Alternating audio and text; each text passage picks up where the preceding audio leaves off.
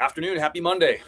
We got work to do. We got a lot of work to do. Kim and I were gone for a full week for the holiday, spending time with our family. We were down in Florida, which is great.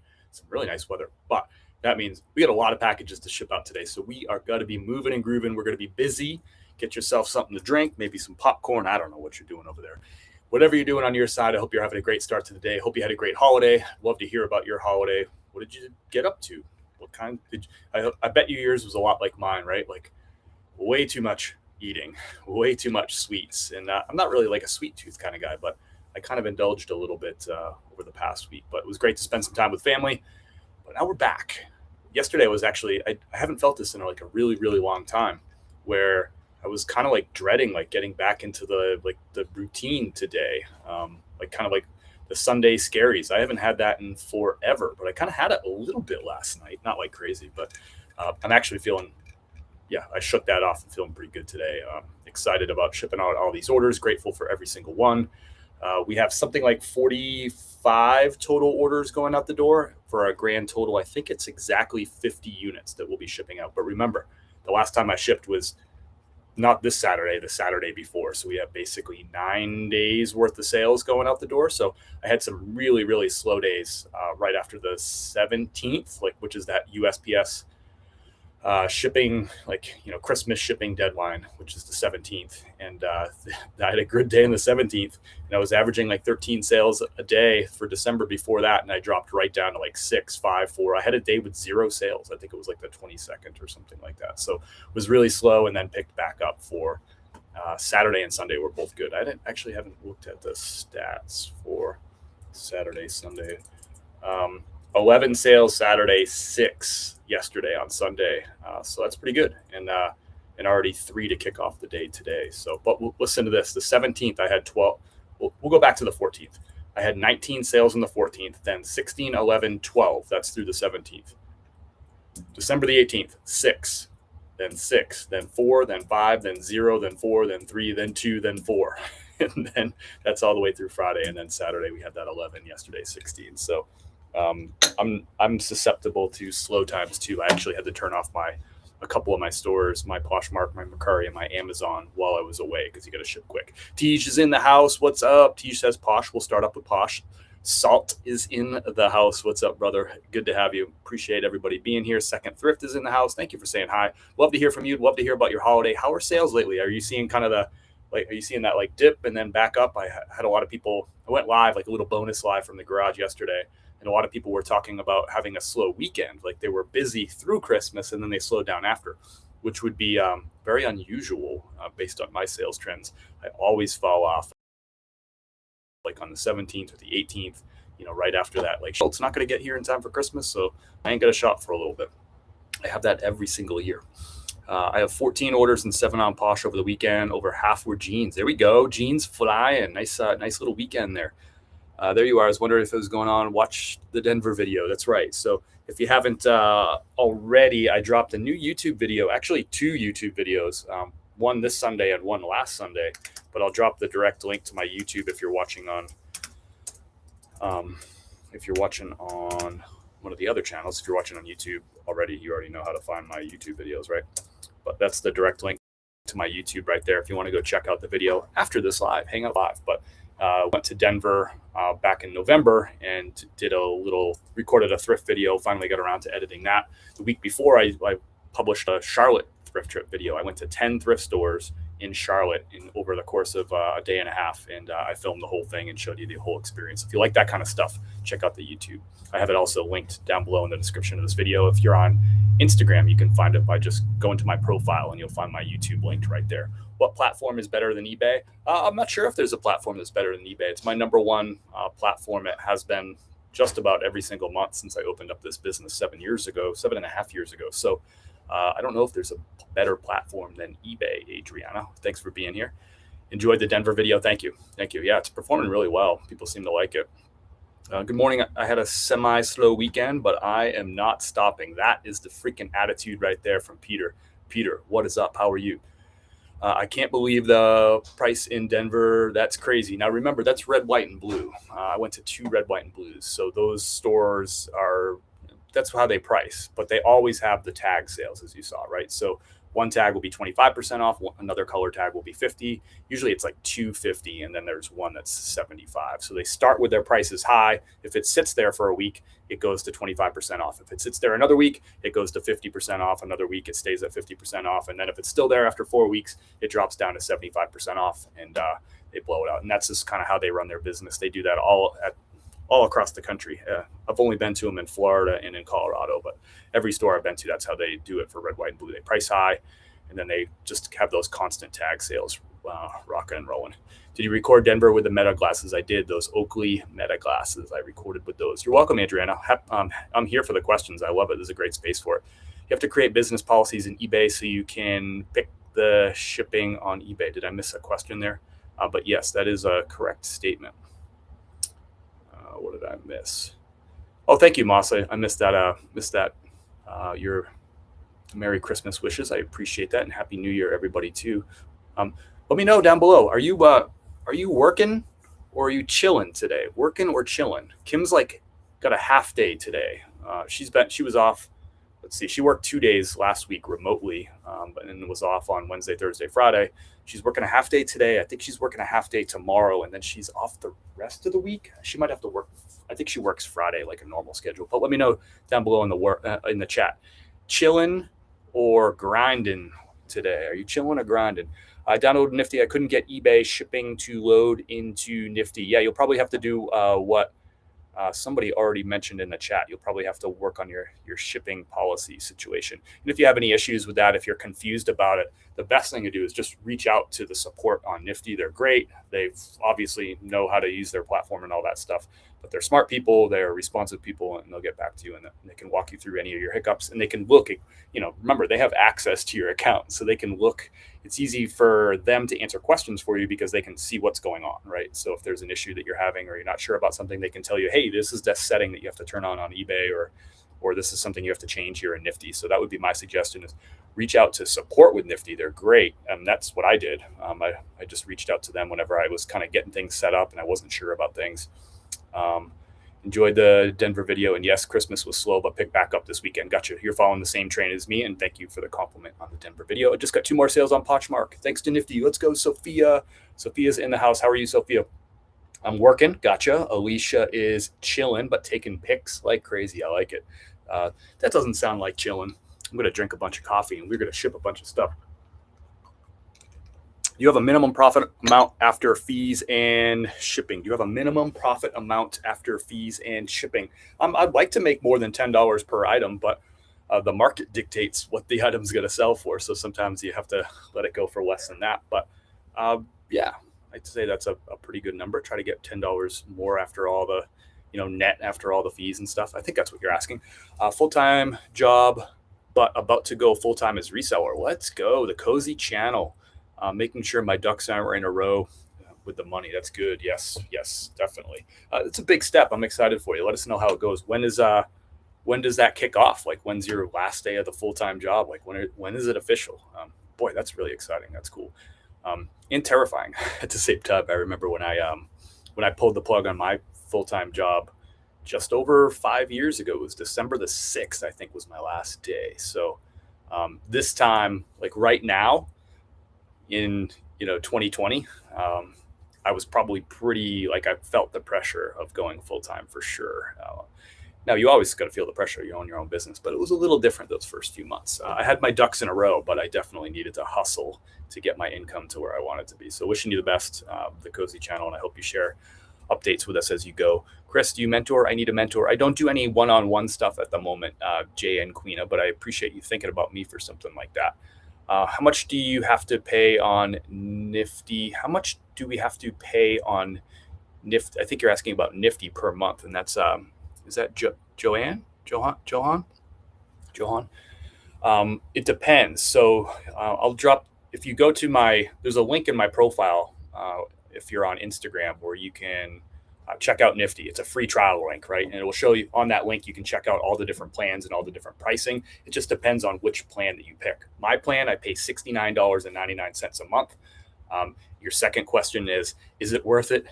Absolutely. I've been using Nifty now for I think it's 20 months that I've been using Nifty. So I started in April of 2024, so almost 2 years ago. And no looking back. I used other cross listers before that, a couple different ones. I used other automation tools before that. And no, I mean, it is absolutely worth it. Usually that $69.99 is already paid for with the extra profits I get in the first 2 days of every month, right? So then the following 28 days of the month, basically Nifty's already paid for. It's working behind the scenes and getting the extra sales and saving me time the other 28 days. So yeah, I would say it's absolutely worth it. What's up? Barry D is in the house. What's the D for, brother? How are you, bud? What do we got? My hubby, Colleen, is in the house. My hubby, Chris, said he's learned a lot from you. So I'm hopping on to learn too. That's awesome. Thanks for sharing your great knowledge and experience. We started May 29th this year, always grinding. That's great. That's awesome. So you're a good, like, half a year into this, 7 months into this. So hope things are going well for you. Appreciate the kind words there. Do you use a French press to brew your coffee? If so, how long do you let it brew? I've been messing around with times, quantity to find my sweet spot. I like what you're up to.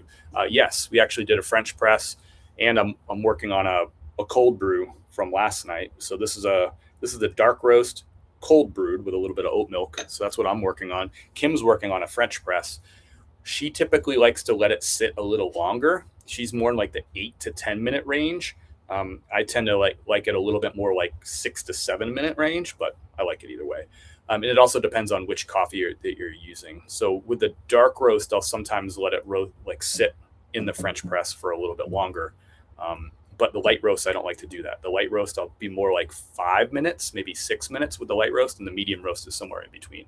But you'll find your sweet spot. Everybody has like a little bit of a different taste. But generally speaking, right, you're talking about probably 5 to 8 minutes is typical. But also it depends on your French press too, because if you have an insulated French press like we do, it's got to stay hotter during that time. But if yours is uninsulated, right, then it'll probably cool down quicker while it's in there, so that you might want to adjust your time based on that. Hope that helps. I don't know if that's confusing or not. Last week in February. Gotcha. Last week in February. That's awesome. Well, sending positive vibes. I know you've been thinking about it. You made a strong decision about it, and you'll be all set up for it. Barry D is in the house. Definitely worth getting Nifty, guys. I'm part-time, and it's like I paid employee. That's cool. Let's jump into, I'm a full-time all the time seller. I like it. eBay for life. I like it. Look at that. Sophia sharing some positive vibes about Nifty. That's cool. And by the way, if you want to check out Nifty for a full 7 days, just click on this link that I'm going to drop in the chat right now. And all you got to do is click on that. You sign up. It's 100% free for 7 days. You can connect all your platforms. You can try out the cross listing. You can see how the automation tools work. I bet you're going to make extra sales and extra profits in those first 7 days. You'll see it, like you'll feel it, and you're going to be really excited about it. And then you'll get 15% off your first month if you decide to sign up after that free trial. But it is a free, no strings attached 7-day trial if you want to check it out.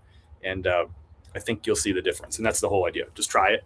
If you make extra money because of it, if it saves you time, then sign up and pay and go on your way, and you'll get 15% off. All you got to do is click that link there, and it's right there in the chat. And if you're on Instagram, you just got to click on my profile. That same link is there. So glad I got Nifty. Paid off 4 credit cards and finally going to be homeowners in 2026. Wow, that's like big stuff, Colleen. Holy crap. Been together since 1999. So grateful for the reselling gig, and it's fun together. That's so cool. I'm happy for y'all. That's a big deal. Paying off 4 credit cards, getting the debt in order, and getting ready to buy a house together. I mean, that's awesome. Look at all this kind words. This is like a Nifty commercial. I didn't even mean it. Y'all are running this commercial. Barry D is in the house.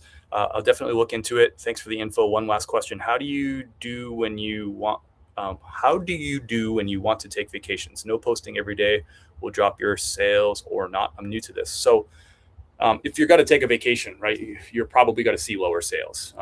If you're gone for more than 3 days, you're probably going to have to turn off your Poshmark and Mercari stores. And for me, I have to turn off my Amazon store if I'm gone for more than a day. So because those stores are closed for a period of time, right, my sales are going to go down. On eBay, I leave my store open, but I put it in time away mode. And time away mode puts up it lets people still buy, but it puts a notification on the top of all my listings. It says seller will be away until blah, blah, blah date. So you can expect a delay in shipping. So you'll still get sales, but it will be slower. And of course, you're not going to be listing every day because you're going to be enjoying your time. But then you get back, you turn on all your stuff, you start listing every day again, and you're going to be rocking and rolling. But if you have something like Nifty, it's delisting and relisting every single day. So it's going to be feeding that algorithm. So you won't see the same dip that you'll probably see if you didn't have an automation tool like Nifty. So something to consider too. And honestly, I want to be able to do travels while making money on eBay and Depop. Yeah, I mean, I'm shipping out orders. We just got back Saturday night. I was gone from Saturday, like noontime. Well, I guess it was like Saturday. What did we leave? We left at like 9:30, like a week ago Saturday, like the 20th. And then we got back the Saturday, the 27th, late at night. So what we're going to be doing is shipping sales, basically everything from when I was gone, plus some stuff that sold yesterday after we got back. And actually yesterday had 16 sales after we got back. So that's a big deal. I've been trying Sell Raise. Have you tried it? If so, do you feel it is accurate? I've never used that before. I'm be curious what your thoughts are on it, but no, I've never used that. What do we miss here? Sitting on my PC looking at 2025 gross sales on Nifty and Poshmark, I made $11K because of Nifty. That's a big deal. That's awesome. On top of what you were already going to make. So that's great. How do you wash clean clothing that says dry clean only recommended? If it says dry clean recommended only, I would dry clean it. But I haven't been to the dry cleaners with a piece for this business ever. I've never taken a piece to the dry cleaners, but that's what I would do if I needed to clean something that was that had to go to the dry clean. It said dry clean only. I would dry clean it, but I don't do that. I don't clean if stuff's dirty that needs dry cleaning. I don't buy it. Thanks. Your white roast is top tier for sure. Appreciate that, Josh. That's awesome. If anyone wants to check out the coffee, we're talking a lot about coffee. I can ship you out and order a coffee right here during the live. If you're interested, I just dropped the link to the coffee website right there below in the chat IG. I can't put links in the chat, but you can go to chris@peak.com or you can tap my profile. You'll find the coffee website. If you have questions about coffee, let me know. If you want a recommendation about coffee, you can just let me know what you drink right now. Let me know the brand, the roast, and I can make recommendations for you. But happy to do that. Happy to talk coffee if you have questions about it. I am here for it. Now, if you get an order in during the live, I'll ship it out during the live with a big dose of gratitude. We'll stop whatever we're doing, and we'll get it out for you. What did I miss here? Any recommendations with social media of resellers I can follow to learn more of the biz? This is actually a really great question. Sorry I missed it, Jay and Queena. Could you drop some people down below? We'll crowdsource this. We got 45, 46 people, 44 people watching right now. So let's crowdsource this. There's a lot of people who are smart resellers here in the chat, and a lot of them have learned from other resellers to create content. So why don't you drop down below in the chat some of your favorite resellers, and we'll help out Jay and Queena build her out a list of people to follow. But let's crowdsource it from you. Who are some of the people that you follow that you learn the most from? And let's help her out with that. Let's dig into some shipping, huh? I think Tej said Poshmark first, right? So let's get started. We had to Posh. Let's get started. So drop some of your favorite reseller content creators, the people that you've learned from. Drop those down below in the chat. Let's kick things off in a very Chris at Peak sort of way with a blazer. So here we have a Lauren Ralph Lauren blazer. I buy and sell a ton of these. With blazers, pattern is really, really, really important. So this is a nice in style. This is a houndstooth pattern on that brown color, and this is definitely kind of a brown color time of year. So Lauren Ralph Lauren, men's size 42L. This has a blend of silk and wool. Silk and wool sells a little bit better. That combo of silk and wool sells a little bit better on average than does wool. But the combination of silk plus pattern makes this a pretty good seller right here. Not always a fast seller, the Lauren Ralph Laurens. It is a crowded market. There's a lot of these out there. It is a high distribution item. But I paid $7 for this. It's sold on Poshmark for $35. So my profit on that after fees is going to be, let's see, 20. So Poshmark's going to take 20%. So they're going to take $7 of that 35. It's going to leave me with 28. We subtract my buy cost of $7, and that's going to leave me with $21 in profit on this. And no, I did not dry clean this. Again, I've never been to the dry cleaner with a single piece in 7 years of doing this. I haven't been to a dry cleaner periods in probably, this is the last time I had to wear like dress shirts and suits to work. It's probably been, probably been 15 years since I've even set foot in a dry cleaner. And that was when I used to take my shirts to get dry cleaned and starched. I'm going to go ahead and put this in a box. It's going out Poshmark, so I can use these Poshmark free shipping supplies. This is a USPS Ground Advantage shoebox right here. Thank you for dropping some names down there. We got Surfs Up Fines in the chat, so I'll drop some of these over here. Are you still with us? Who asked that question? I think that was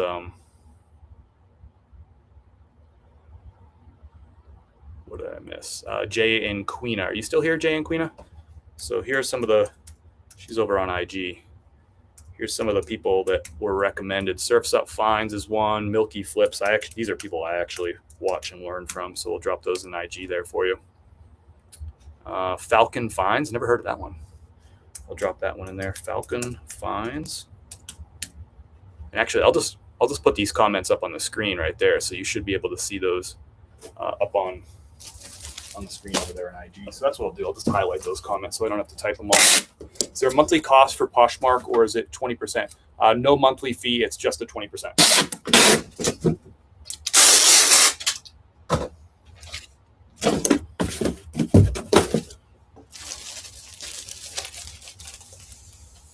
Poshmark is usually about 20% of my sales per year.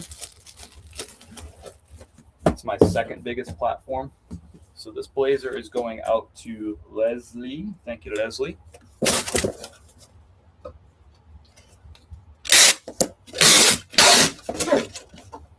If you're on Facebook and you're wondering to yourself right now, you're like, how the heck do I get those free USPS shipping supplies? If you're on Facebook or Instagram, all you got to do is write "tell me," TELL space ME. You got to write that down below in the chat, and I'll send you a DM that will have the exact instructions on what you need to do to order these boxes for free for your Poshmark store. It's not like before. You used to be able to, you could order the priority ones right on the website, USPS.com, but they don't have them available on the website. So I give you the ordering instructions. All you got to do is write "tell me" in the chat, and my bot will send it for you. So that's our first order out the door. We've been sitting here talking a lot, but now we're getting some work done. Nancy, you'll get that in your inbox. Let's see what we got here. Well, besides Chris at Peak, here's some other ones right there for you. Original Flipside, you're welcome. Do you use any apps to help you find comps or identify merchandise? eBay. I use the eBay app. So there's some more people right there from Colleen. Thank you for sharing those. Rockwell Resell, Justin Resells. What do we got? Harry Tornado Collection Closet. Rebecca Allison. I'm not familiar with that one. We got a vote for Broway.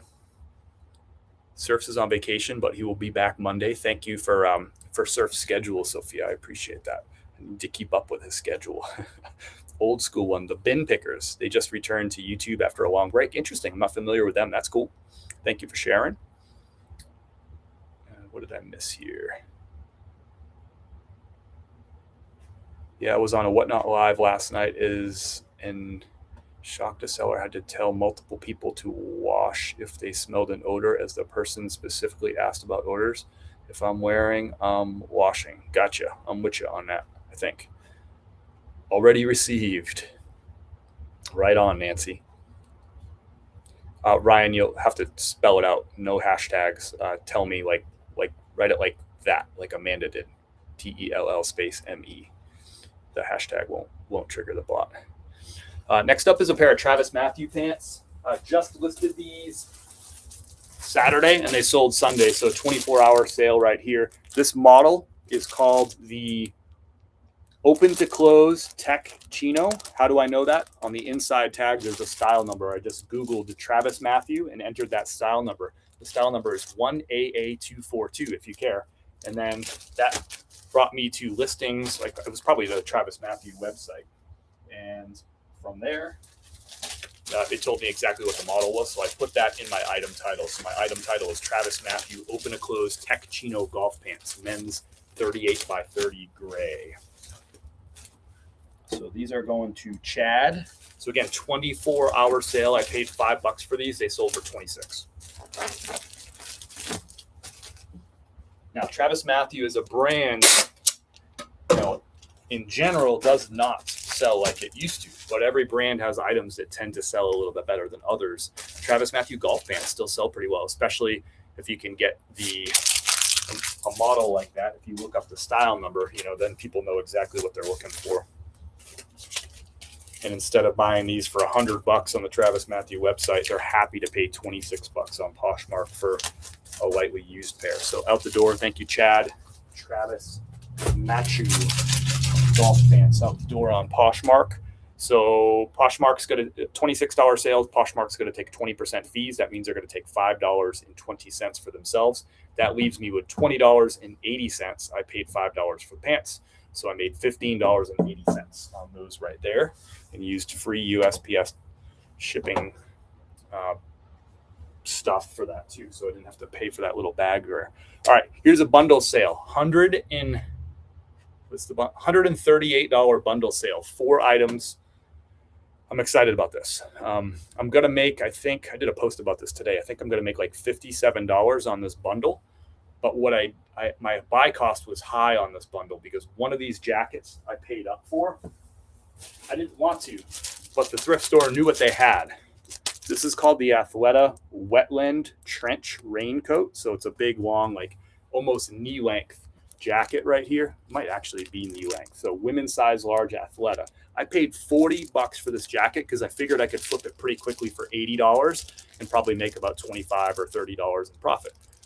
Well, I listed this on Saturday, and it sold. No, I think I either listed it on Saturday and it sold Sunday, or I listed it Sunday and it sold Sunday. I forget which is true, but I listed it this weekend and it sold pretty much immediately as part of this bundle right here. So I had it listed for $90, and I took a bundle offer for $138. So I'll show you all the stuff that's going out to this person. They also got this Athleta Romper Skort. So this is definitely like an out of season piece right here, a Romper Skort, women's size 10. So another Athleta piece that's going to the same buyer. This brand is called Ampersand Avenue. I don't know this brand. It's the first time I've ever picked it up. It's a hoodie sweatshirt. You can see it has this like kind of like side zip right here, where like, I don't know, what do you call that? Like off-centered zip or asymmetrical zip right there. Little hoodie sweatshirt with the stripes. So that was included in the bundle.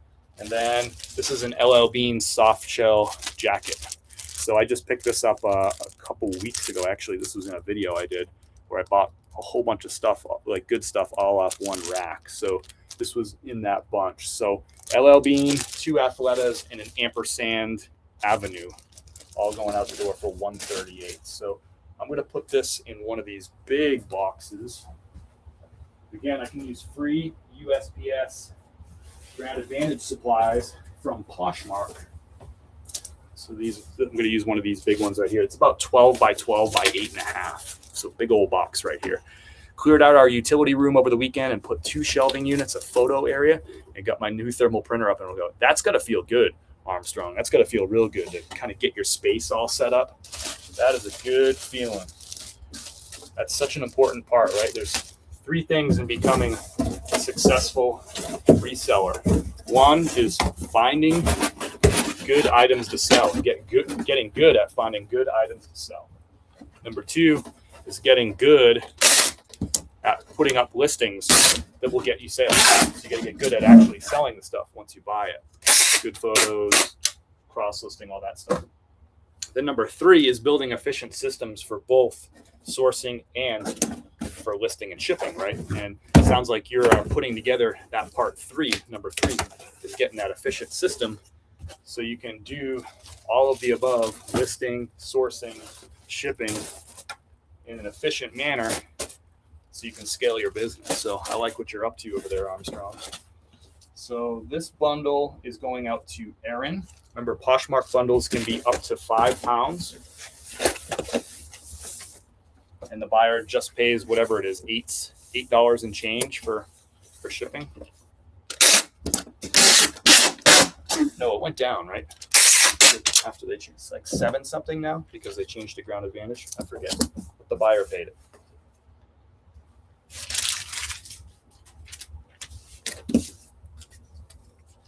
Welcome in, welcome in. Hope you're having a good start to your week. Hope you're enjoying some holiday downtime or had a chance to enjoy some holiday downtime. I'd love to hear about your sales. If you're just walking in, if you got a good sale, I want to hear all about it. Do you recommend automatically sending Nifty offers for bundles on Poshmark? Sometimes my Nifty sends offers before the customer is even done making their bundle. I may need to delay the time. My delay is 10 minutes. And yes, I do recommend doing it. I do it with my business. So I delay it 10 minutes and it works for me. Let's see. Welcome in, everybody. If this is your first time joining the live, I'd love to hear about it. Maybe give me a first down below in the chat if this is the first time joining a live. We typically get somewhere between 1,500 and 2,000 new followers and subscribers every single week. So we love our new folks. So feel free to announce yourself. Say hello. We do this live every single Monday. I usually start around 11 or 11:30 a.m. Eastern time. We got a later start today. I'm still playing catch up. Just got back from a week away in Florida on Saturday night. We got like 50 units going out the door. It was a slow week last week for me. So I got a bundle here, 2 Carhartt, both the same model, but both the same size going out. This is the BD4956 if you care. Both size 42 by 32. Pick them up retail clearance. They're going to the same buyer for a bundle for $60. We're going to put these here in one of these free shoe boxes from USPS. And this is going to Louisa. Thank you, Louisa. I should have listed these as a bundle anyway. I'm not sure why I didn't. Typically when I find an item that's 2 or 3 of the same exact item, same exact size, same exact brand, I'll typically bundle those. I don't know why I didn't bundle these, but the customer did it for me. And that's one of the things I love about selling on Poshmark is it's so easy for a customer to bundle things and get, one shipping price, get 2, 3, 4, 5 items. Sold a DVD set I found at an estate sale for $4 and sold for $50 in 4 days. I love that. Like stuff like DVD players and CD players and cassettes and all that stuff selling. First time, Tyson. That's awesome. Welcome in. If you have questions, let me know. If you want to share a little bit about your business or where you're at, I'm here to listen to that too. But great place to ask questions and just to chat about reselling. So if you got some cool sales that you want to share or some recent finds, I want to hear about that stuff too. All right, another Poshmark bundle out the door. Love that. This was a bad buy, this next one. This was a bad buy. I shipped out one of these maybe a week or 2 ago. Let me just get to this sale. It sold for $58, but I think I paid $30 for it. And I bought these I think January clearance. I bought like 8 of these. And I knew it at the time when I was in the store. I was like, this is not on brand for Holderness and Bourne. I love selling Holderness and Bourne. It is a really good golf brand.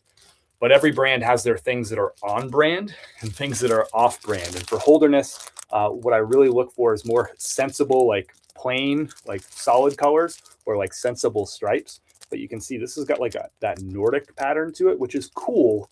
But that's more of like an LL Bean style. It's not really a Holderness style. Holderness is very basic, very sensible stuff is kind of their brand. I knew it in the store that these are going to sit around and be slow sellers. I bought 8 of them anyway, and here we are. This is the second one to sell, and I bought these in January. I bought 8 of them, but whatever. They are selling, so we'll take it. What I'm probably going to have to do is lower the price a little bit more. These quarter zips from Holderness will often sell for between $60 and $80 for me, and oftentimes like a lot of them like $70 to $80. Some of them like $89 is what I'll price them at, but this one's called the Robinson. If this was a more plain pattern, it probably would have sold a lot quicker and it probably would have sold for more money. But that's like one of the things you learn as you move forward is you learn that certain things from certain brands just do a lot better, certain patterns and all that stuff. It's not just learning brands, although that helps. The difference between this being a great buy at $30 and a not good buy is simply the pattern. The model on this is good. The Robinson's a good model. It's a good seller, but it's just the wrong pattern for the wrong brand. Where do you get your clear bags? Great question, Brenda. All of my recommended reselling supplies, including the clear bags, are going to be right there at that link that I just dropped in the chat right there. That link is always at chris@peak.com. If you're following on Instagram this morning, you can find that same exact link with all my recommended reseller supplies just by going, just go to tap on my profile and you'll find the link to chris@peak.com, and it will have all my recommended reseller supplies right there for you. It's a big sheet, and I tell you exactly what I use each item for and all that. And it directs links to the store that I buy them from. So oftentimes it's Amazon, but there's some links from some other stores there too, where I buy all my stuff. Hope that helps, Brenda. First live, welcome in, Teacher 61GS. Thanks for being here. Feel free if you want to share a little bit about your business, and of course, I'm here for the questions. I appreciate you being here for the live. It's fun to do my normal thing and have my friends in here too, both new friends and old friends. We've been sharing this content and going live for over 5 years now, which is kind of crazy, but it's just become part of my life. This is just what I do. I share videos, I go live, I ship stuff with y'all, and it's fun. I learn a lot from y'all too. Next up is this shirt. Took a little while to sell. I think it took 10 months to sell. This is another great example of, you got to learn beyond the brand. Polo Ralph Lauren is my best-selling brand every single year. I've been in business for 7 years now. It will be this year, which is my 8th year too. I can almost guarantee that. So this is just a cotton polo shirt, but you can see on the chest, it's got 2 embroideries. It's got that weird polo calligraphy, I guess, on this side on the chest, and it's got this like lion thing, kind of like a medieval theme right here. So this is a little off brand for Polo. Polo, what you want is you want big embroideries, you want spell outs, right? And you love unique. And this one's got a contrast collar. It's got contrast sleeves too. So unique, bold Polo usually sells. But honestly, this is just not really, it's not like a Polo Bear. It's not the Pony. It's not their usual like on brand stuff. But it took 10 months to sell. I did get the sale. This was on a nifty best offer. So $30 for this. I paid $5 at a thrift store. So Poshmark is going to take their 20%, which is going to be $6. That's going to leave me with 24. I paid $5. So I'm going to make $19 in profit on this after fees and shipping. And I'm going to use these free USPS shipping supplies to ship this to the customer. So it took a while to sell. It's just a little off brand, but I still got my money for it, and I don't mind that. I had someone on YouTube commenting on my post about this. I said, look, took a long time to sell, but it sold. And they were ranting and raving about how I should have lowered the price to sell it quicker. I could have flipped that money all these times, and they're not. You could do it that way. That's one way to do it, but I'm also comfortable not lowering the price to $20, having it sit for a little while and still making a little bit more profit on it. I got the storage for it. It's not like my business bank account isn't running out of money. It's not like I bought, because I didn't sell this, I wasn't buying more stuff. I buy the same amount of stuff. I'm just limited by my time buying stuff. I'm not limited by my bank account at this point. I've been in business 7.5 years. So I get what the person's saying, but for my bank account, my business, I don't mind sometimes waiting a little bit to get the right buyer who's going to pay up for the item. But I'm not telling you how to do your business. There's different ways to do this business for sure. But with that one, yeah, maybe I should have lowered the price. I don't know. I got my $30 though, so it's all good. Sold an American Girl Kirsten's surprise holiday collector doll for $165 last night. Let's go. Where did you find that, and how much did you pay for it? $165 is a great sale. Love to hear about that. Thank you for sharing. Faith is in the house. Hey, Faith from Calhoun, Georgia. Hope you had a wonderful Christmas. Really did. Spent some great time with my mom and dad and my uncle down in the Tampa Bay area. So we had some great weather. We ate way too much food, and we had just an awesome Christmas dinner. Kim and my mom cooked most of the day. We had a prime rib roast, and all kind of, sweet potatoes, asparagus, all the fixings. It was awesome, and too much chocolate and too much dessert and all that stuff too. Had a nice time. Watched some basketball too. Watched my Spurs beat the Oklahoma City Thunder, which I was happy about. Just started in December and also sold some of my unused, and I hope, Faith, by the way, I hope you had a great holiday too. Thank you for those wishes. Just started in December and also sold some of my unused Hanes socks, 6-pack, used one, sold 5 for $8. I like that, right? That's good stuff. Good stuff. Armstrong says, I need to learn patience on doing reductions. Are there any time periods you use to do reductions?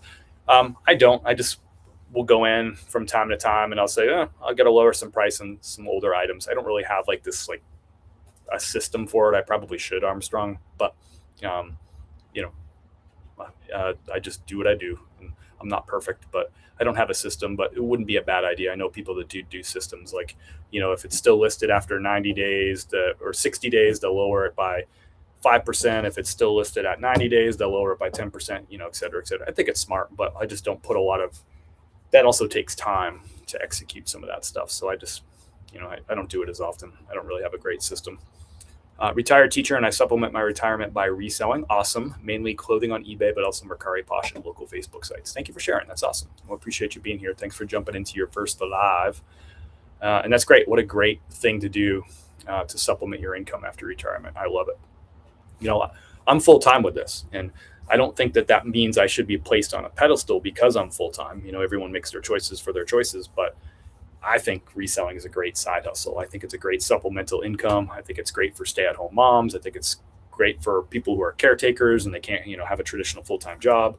I think it's great for people to do part-time to supplement their income on top of their full-time job.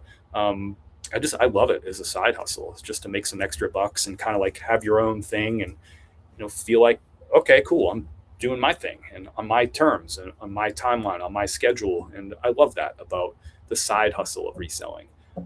I truly do. Yes, I do it full time, but I think it's just a freaking awesome side hustle. And now I got my own side hustle. I got the coffee business. So, I love this, side hustle life and all that stuff too, especially with inflation and all this stuff. It's great to just kind of, pick yourself up by your bootstraps, not complain about, the financial, you're allowed to complain, but not complain about, finances and inflation and how much things cost, and just say, you know what, we're going to go earn some money and we're going to take care of ourselves. We're going to pay off our debt. Like somebody was saying earlier, we're going to save up for, to buy our first home and that kind of stuff. I love all that. And I think that's what reselling, at its core truly is. So thanks for sharing what you're up to, Teacher 61. Just started in December and also sold some of my, I already read that one. Sorry.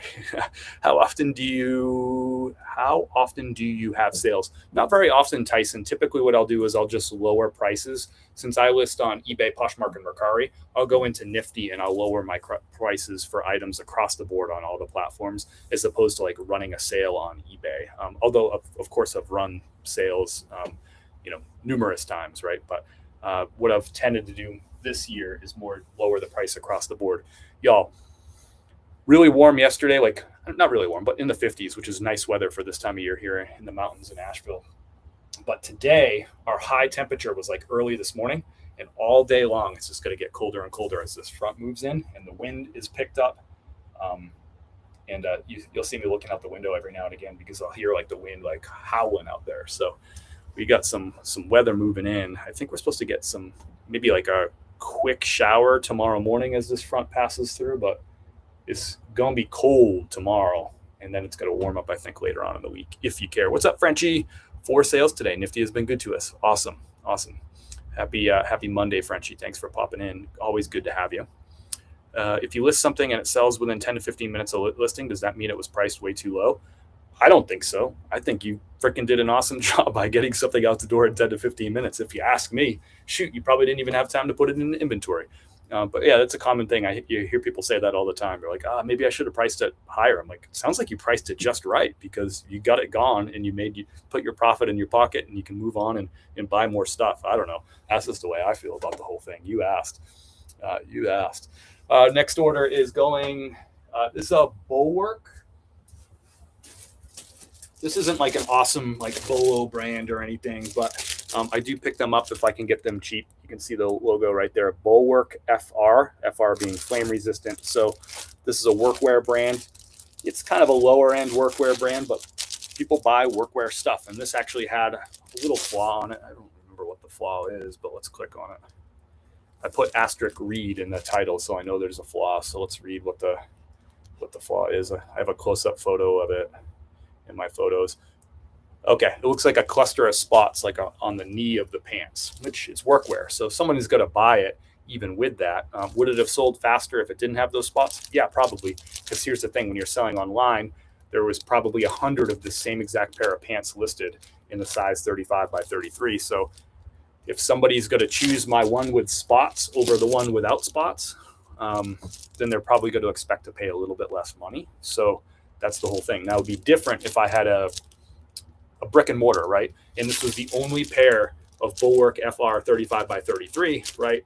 I wouldn't, our power's flickering. That's not good.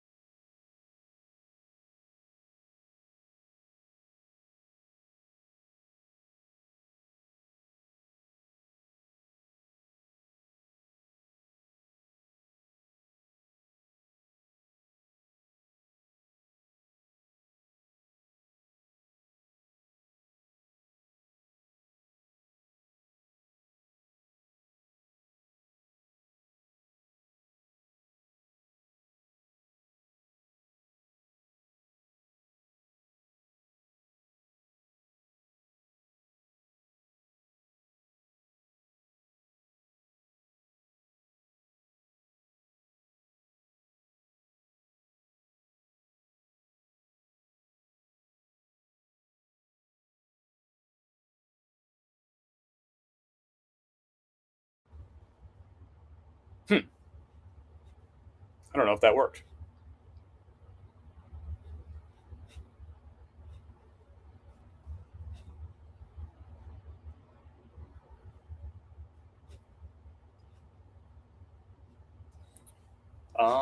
I don't think this is working.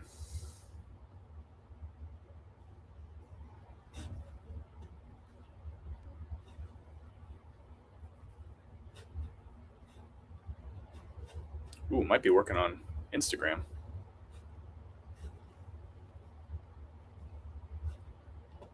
We're back. Oh, okay, cool. So it looks like we're back on YouTube. Sorry, the modem restarted and then the software wasn't happy with the restart. So let's see. It looks like we're okay. We're good on YouTube. We're back. Thanks for sticking with me. Let's see if we're good. If anybody on Facebook could chime in and see if we're good there. Looks like we're good on Instagram. Sorry for the interruption there on Instagram too, but it looks like we're good. Let's see if we are good on Facebook. It says I'm live. Oh, looks like we're good on Facebook.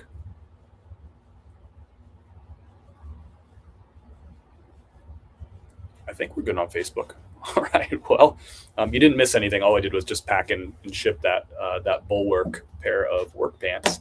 But we'll jump right back into it. If somebody on Facebook could let me know if we're good. I definitely see you're good on YouTube. Thank you for that. Good on Facebook. Okay. Thank you, Rose. Well, thank you. I couldn't get you on Facebook at the start. Gotcha. Well, it looks like we're good everywhere. It looks like Instagram's up. It just took a minute for everything to cooperate. So thank you all for bearing with me, those of you who did. So we'll jump right back into it. So I shipped out those Bulwark work pants, Bulwark FR. They sold for $19 on Poshmark. I paid $5 for them at the thrift store. That was on a nifty best offer. So I think I had those listed for $22. Somebody on Poshmark liked the item. Nifty waited 10 minutes to see if they were going to buy it full price. They didn't. And then Nifty sent them a 10% off offer. The person accepted the offer. Done deal. Shipped out. We're good. Thank you, Nifty, for the little assist on that sale. We're back. We're good on Facebook. I love it. I appreciate all y'all. Windy out there. It definitely flickered the power 8 or 10 times. And one of those flickers was enough to knock out the router. And boom, now we're back. Feeling good. It's good to be back. Thanks for bearing with me. All right, let's jump right back into Poshmark, and then we still got a bunch of eBay orders. eBay is way more eBay orders than we have Poshmark because Poshmark was shut down for a few days because you got to. There's no vacation mode on Poshmark. You're supposed to ship within 3 days of the order, so I had to turn it off for 4 days, 5 days. Sunday, Monday, Tuesday, Wednesday, and then I turned it back on. So I had it off for 5 days, 4.5 days, I guess. But we still got some sales that came in since I turned it back on Christmas Day. Next up is a pair of Mavi jeans, and these are actually more of a 5-pocket pant, more of a khaki pant or a 5-pocket pant than they are jeans. These sold for, I love picking up Mavis, good seller for me. Good, consistent seller. These sold for wait for it.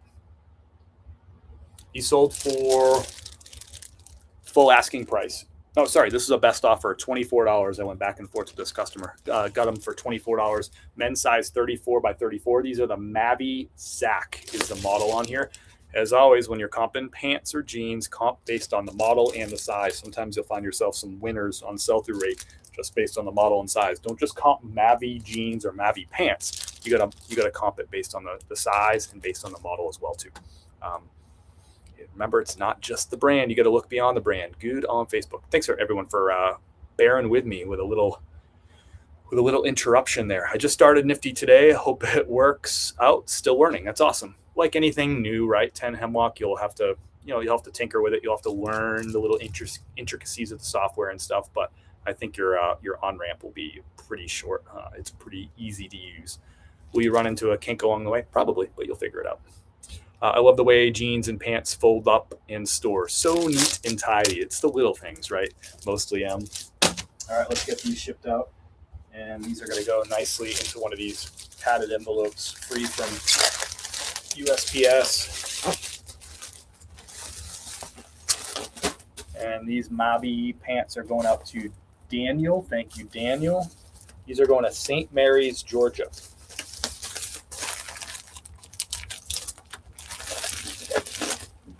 And we drove through, I don't know if y'all care about this kind of thing, but Saturday we drove for 10 hours from Florida back to North Carolina. And the worst part of the drive is always like 95, especially through South Carolina. But there was a whole bunch of traffic on 95 North as we came up on Savannah, Georgia. So we jumped off 95 and took these back roads through, I guess, like central, I guess it's still eastern Georgia there, but we drove through these towns, and I'm telling you, there was a bunch of towns that were just like small towns, but had like a bunch of like abandoned homes in the downtown. It seemed like these were agricultural towns that were probably thriving, 60 years ago or something, 70 years ago, probably thriving. Right along, there was a railroad track that was following the road as we were going. So each of these towns that we came upon was right on there was a railroad stop, right, a railroad station, and a little downtown. But each of those towns, it was one after another. Each of those towns was just had a bunch of abandoned buildings, like overgrown abandoned buildings. Just kind of like really depressing kind of towns. And it kind of just shows you like how just things change, right? The economy changes. It's, the way people make money changes. Probably some big businesses sort of moved out of town. A lot of farms probably closed up shop, and there was just no work for people, and nothing replaced them in these towns. There wasn't like there was like big factories that moved in. They weren't along a river where it's like, an old mill town where those buildings got converted to other things. It's just like, these towns just largely got abandoned. I was like, man, that's like really, there's like the downtown areas, like there'd be like all these shops, like on, like kind of Main Street kind of downtown. And there'd be all these shops, lined up on each side of the road. And like 90% of them, 80% of them would be empty, like empty storefronts and stuff. Just really kind of depressing little area of Georgia that I had never been through before. Just kind of, we're on like a back road. And there was probably a dozen of these towns. Not all of them were as depressing as the next, but some, there was like 3 or 4 that were like, wow, that is about as depressing as it gets, like Eastern Kentucky kind of like depressing stuff. But I'd never seen that before. I never knew that really existed in Georgia, but it's just kind of a sign of the times, I suppose. Just how America changes over time. And not every town changes as quickly and adapts as quickly, and people just take off. All right, we got some eBay to do next. We have a whole 33 orders that we're going to push out on eBay. And we're going to start with Andreas here. How am I going to set this up? This is what I'm going to do. Anywhere you go, if there's a thrift, it's hard not to turn it into business trips. If you kept records, you can aggregate your tax preparer if you have one. Thank you, Edward. I appreciate that. The Cantillon effect. What is happening in America right now? The Cantillon effect. I'm going to have to look up what that means. Cantillon effect. Thank you for sharing that. Cantillon effect. Cantillon effect describes how newly created money, like from central banks printing cash, doesn't spread evenly, instead causing prices to rise at different rates, benefiting early recipients. Yeah, that's probably part of this. But I think what's going on is like the industry in those towns sort of changed. I think that's sort of the bigger, stronger thing, right? There's no more work in those towns, so people left. And then when the people left, the shops closed because there was nobody to shop at the close. So it's like work went away, is what happened from what I saw in these particular towns, right? The agriculture, these were agricultural towns, and those jobs are gone. And then, so when the populace leaves, that means that the store owners have to close up shop because nobody buys their stuff. Nobody's coming in. That's sort of what I'm talking about in these stores. This sounds like sort of a little bit of a different thing. But thanks, I'd never heard that term before, so I appreciate you sharing that. Sounds like old, like economics, like my business undergrad economics stuff. Love Nifty. Thank you for sharing, Maddie. I love Nifty too. Thanks everyone for being here. I'd love to hear about your sales. Drop them down below in the chat. And I'd love to know too, are you working today or are you just kind of chilling today? We've had some people already pipe in.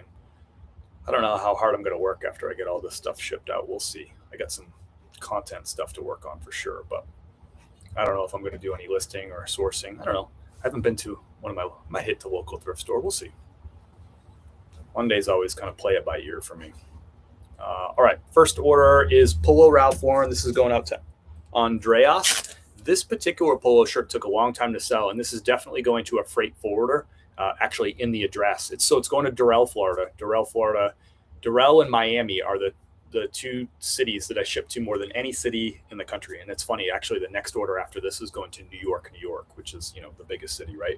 But I actually ship to Durrell and Miami a lot more because there's a lot of freight forwarding companies that operate at those places. So the Miami airport is northwest Miami, and Durrell is right there next to the airport. So this is going to Durrell, and actually in the address is a freight company name. So I know that this is going to a freight forwarder. So I'm going to ship this to this business address. These people are going to ship a big, probably multiple pallets, right? They're going to ship out, and they're going to go overseas to customers who bought these items. So no problem with that. These are my best customers, right? They never have returns. They never have issues.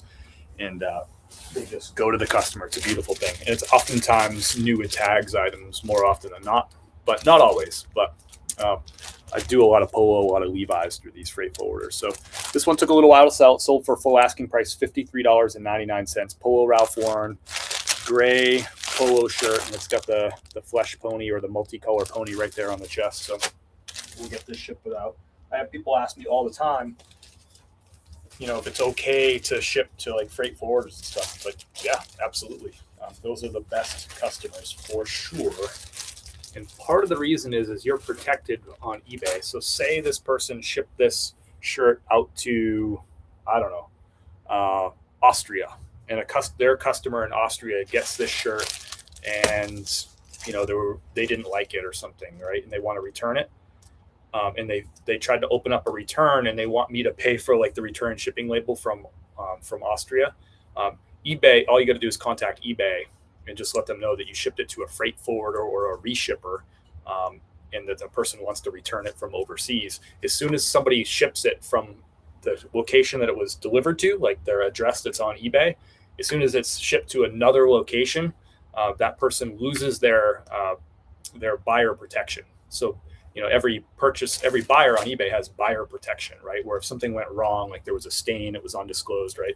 They can return that item and get their money back, but they lose buyer protection as soon as they ship that to another place. And typically what they're doing is they're shipping it overseas. So very rarely will you have somebody even try to return something in this scenario that was freight forwarded. It would be very uncommon for that to happen. I've had it happen, but all I do is I reach out to eBay. I say, check the messages between me and this customer. You can see that this item I shipped it to Durrell, Florida, and now they're trying to return it from Austria. And they'll say, nope. They say we don't allow freight forwarding. They lost their buyer protection. They'll close any kind of return case or whatever for you. So I've had it happen maybe twice, maybe 3 times in 7+ years, but typically these are your best customers, because they're doing business too.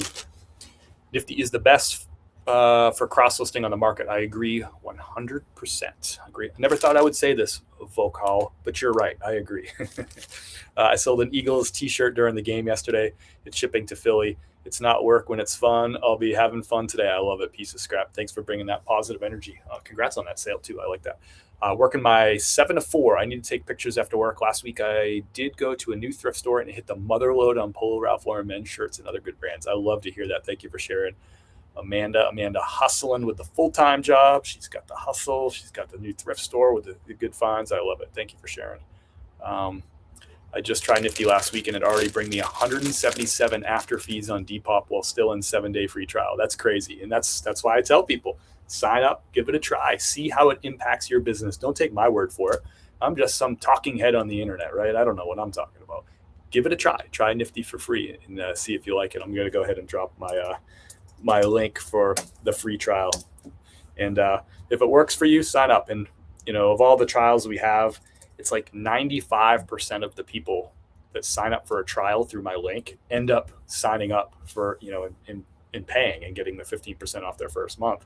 The reason being is because they try it for 7 days. They're like, hey, this is pretty easy to use. Hey, it's making me extra money. Hey, this is saving me time. And they go ahead and they sign up. So that says something right there. About 95% of people move through and decide to pay, but there's no strings attached to that trial. I just dropped the link down there below in the chat. We always have that link at chris@peak.com too. So what did I miss here? Okay, I think I'm all caught up. Welcome in, y'all. Thanks for being here if you're just popping in. I know we got some new followers and some new subscribers. I appreciate that. I have a couple of YouTube videos that are performing really well. So I know we have some new YouTube subscribers that are popping in, maybe for the live for the first time. But remember, we do this live every single Monday. We skipped last Monday. I was out of town. But we did a bonus one yesterday out in the garage. So try to make up for that. But very rarely do I miss a Monday. But sometimes when you're traveling, I couldn't do a shipping live. I was at my parents' house in Florida. There was no inventory to ship. So, but y'all get it. Y'all get it. All right, this was a bad buy. I bought like 4 of these. G4. This is another example. G4 is a great brand for reselling. I love selling G4. G4 really is a golf brand, right? So golf polos sell really well, quarter zips, that sort of thing. Even their shoes, their golf shoes sell really well. This is a corduroy jacket. It's like a corduroy trucker style jacket. It's really not golf style at all. So this is off brand, but a lot of brands, what they do, their thing is G4's thing is golf, right? But what they do is they try to get out into these lifestyle things too. And they expand when they get big, right? They also look really broad and they'll have all these like other pieces, right? And you can see like metal buttons and stuff, not golf style at all. So not a great seller. I have sold a few of these. I think I might have one more left of these. I bought like 4 of them and they've just sat around. This sold for $95 on eBay. The retail price on this is $255. I had these originally priced at like $150, and I did sell like 1 or 2, like 140, 150, but then they've sat around, so I've lowered the price, and then I took a $95 offer on this one because it's just been sitting. So we'll get this one out the door. That's why I talk about like on brand and off brand, right? This is very off brand for G4. It is a golf brand. So stuff like this, I gave it a try. It didn't work. But I still, it still sold. I think I want to say I paid like $50 for this. So I should just lower the price to like $90 or $80 and get them gone. That's maybe what I'll do. But corduroy trucker style, it's just not G4. It's just not on brand. Especially like the white color too. Color makes a difference. All right, that one's out the door.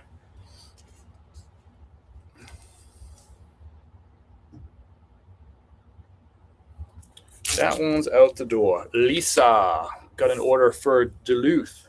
Here's another great example of look beyond the brand.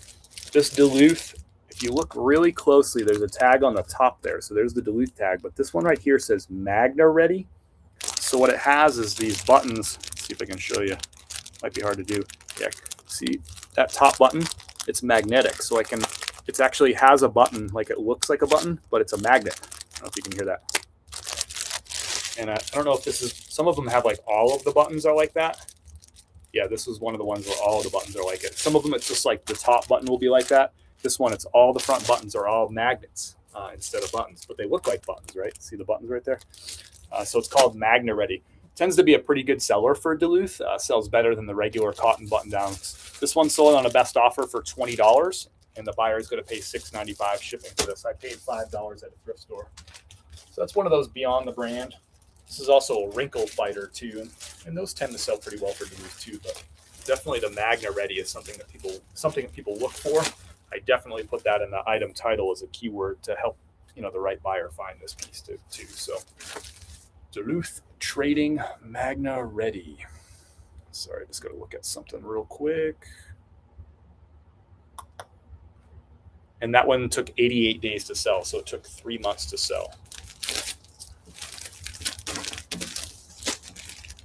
haven't really shared much about the days to sell in this live, so I'll start to do that a little bit because I know that's something that interests you, like how quick are things selling.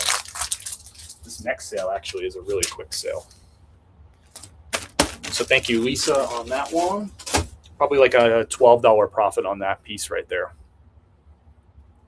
I enjoyed your Denver videos, very helping, having you talk about how you decide to pick up an item. Thanks. Thank you, Crystal. I appreciate that. I'm really trying to make those videos, I want them to be a little bit entertaining to you. I want you to kind of see a little bit about our travels. There was like a little went out to lunch kind of piece on there because that's part of the fun, right? Of traveling to thrift is you get to do stuff like that too. And but I really want, the main reason I share those videos is so y'all can learn. And that's how those are my videos. I've always been for all this content is for, but I'm really trying to find kind of give you that in the YouTube videos, like give you that experience, like the decision making and why I'm maybe picking up something versus passing on something, trying to get into those nitty gritty little details. And those details, like in any business, right? They say the devil's in the details. Well, the money's in the details too. The profit's in the details. So I try to dig into that a little bit with y'all. So this next sale is a Paradise Found. This brand was made famous by Tom Selleck and Magnum PI. This Paradise Found was the brand that he wore back in the 80s during that. So this is kind of like the original Hawaiian shirt made in Honolulu, Hawaii. He wore like the red one with like the parrots on it or the toucans on it. That's like the most famous one, but I've sold this one a handful of times too. This one's rayon. Sometimes they're cotton too. They both sell for me. This one was $27.99. I paid $5 for it. It took 8 days to sell on this piece right here. So people know that. And I actually put Magnum PI as like one of my keywords in there, right? Because that's just like, that's a legendary show.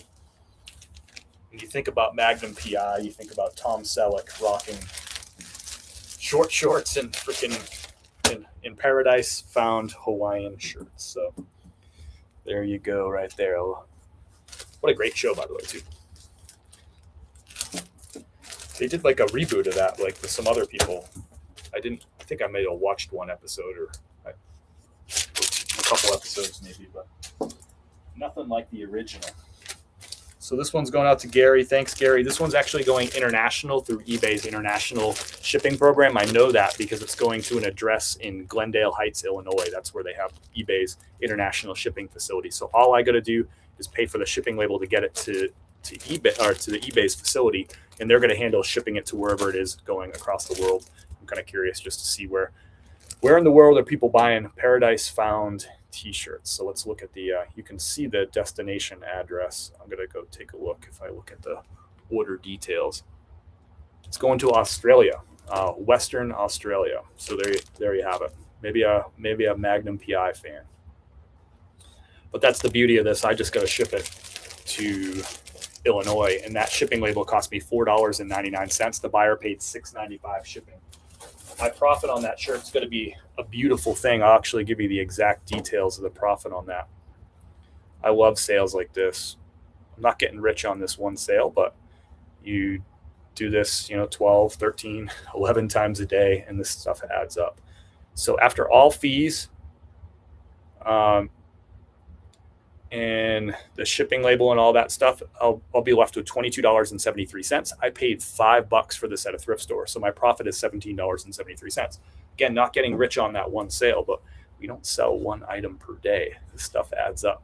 So I like that one, a little Paradise Found. This is actually a good sale right here. I'm not getting rich off this one, but this is a bigger profit item for sure. So I found this Sims Challenger jacket retail clearance. Actually kind of like stashed it away. I bought so much stuff in the spring that I had to put away, like the sourcing was just so good that I had to put away some stuff like jackets for the wintertime. And I kind of forgot about them, and I broke out some jackets just a couple weeks ago. This one I listed on Saturday. While I was in the car, I had it drafted. I pushed it out Saturday, and it sold on Sunday.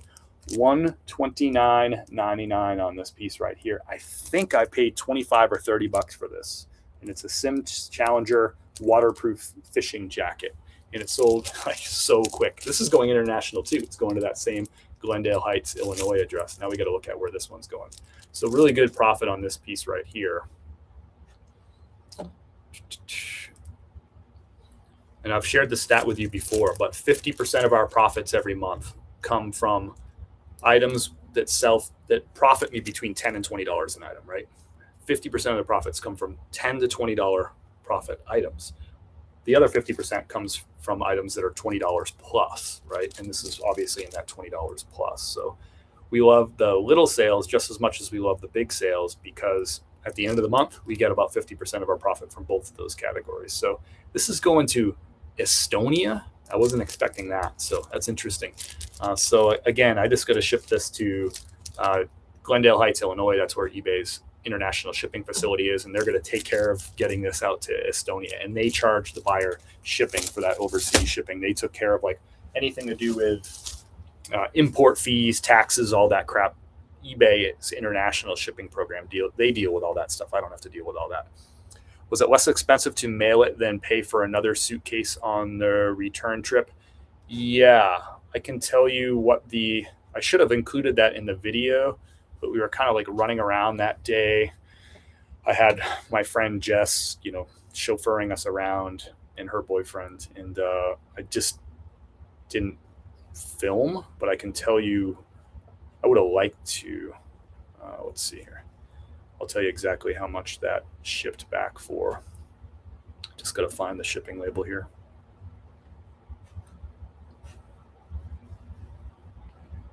But I always ship stuff back. Now, we drove to Florida last week, so I brought stuff back with me in the car, obviously. So this one, here it is. That big box of stuff I shipped back from Denver cost me $40 to ship back. So it probably would have cost me, I don't know how much like a full suitcase, because it would have been big. I mean, it would have been a full size like checked bag. I don't know how much a full size checked bag is, but it cost me $40 to ship it back. And the beautiful thing is I just put it in that box, close it up. The box cost me probably $3 or $2.50 or something like that. Ship it back, and I don't have to worry about it. And I don't have to drag it around on the plane and all that stuff. But I don't know how much. I never take like checked baggage. I always just take like a carry-on thing. Duluth is a great brand. It surprised me how long it takes to sell. I started reselling 8-1, so I'm definitely learning a lot right now. Yeah, just like any brand, right? Duluth has some winners, and Duluth has some losers, right? And so the more you sell, the more you do your research, you'll find the winners versus the losers. And usually the difference is in the sell-through rate. So make sure you're checking sell-through rate when you're finding stuff. Sold one about a month ago, missing a button, still sold for over 25. Nice. Good day, Francis. How are you? When did you start posting summer items? I post summer and winter items year round. I post them when I have them. So I just shipped out that Paradise Found shirt, right? Sold in the middle of December. And it only took 8 days to sell. I'm shipping, I list stuff year round, regardless of the season. I found the red one, new with tags, sold immediately. That's awesome. Do you use stock photo when selling new with tags? I don't. $40 isn't bad. Thanks for the info. You are welcome. Now, when I go to Florida, those same size boxes typically ship for, what did I do? I did a medium box. So that typically cost me $28 to ship back from Florida. But Denver being a little bit further, it was $40, right? So $30 for check bag, one way on United, no carrying it. Gotcha. So I would have had to like buy a suitcase and take it back with me. So there would have been some cost to that. Yeah, I'd rather just like buy a box, ship that stuff back. But there's no right or wrong way to do it. But I'm just sharing you how I do it. Oh, it looks like my Instagram live stream froze. That's a bummer. I'll just end it. That sucks. Probably related to my modem incident. By the way, the wind is howling out there right now. You're welcome, Francis. All right, let's get back into some sales here. Not a great, the Sims here. Great sale right here, $129. My profit on this is going to be, we'll just say I think I either spent $25 or $30 for this, but we'll just assume I spent $30. I'll round up. So after fees, In shipping, I'm going to have $105.47 payout from eBay for this, $105.47. I paid $30, I think. So that would be a $75 profit on this one item. That's freaking awesome. That's freaking awesome. Now, it's very rare for me to sell $75 profit items. It's just, do I have them? Yeah. Yeah. I mean, a few of those a month, maybe, is it one a week? Maybe it's one a week, but really the core of my business is buying stuff for $5 and selling it for $25. That's most of the sales. 65% of my sales have profits between $10 and $20, right? And that gets me about 50% of my total profits from that 65% of units sold. So this is going to Vasily. And again, this is going overseas, shipping it to Glendale Heights, Illinois. It's going to eBay's international shipping facility. They're going to take care of getting this to Estonia. Sims is a great brand to look for. The shirts don't sell as fast as they used to sell for me by and large, and they don't get as much money as they used to. But if you can find really fishing specific gear, like jackets, like waders, the wading boots from Sims, that stuff sells really, really good. Just like this sold super quick. Took 1 day to sell.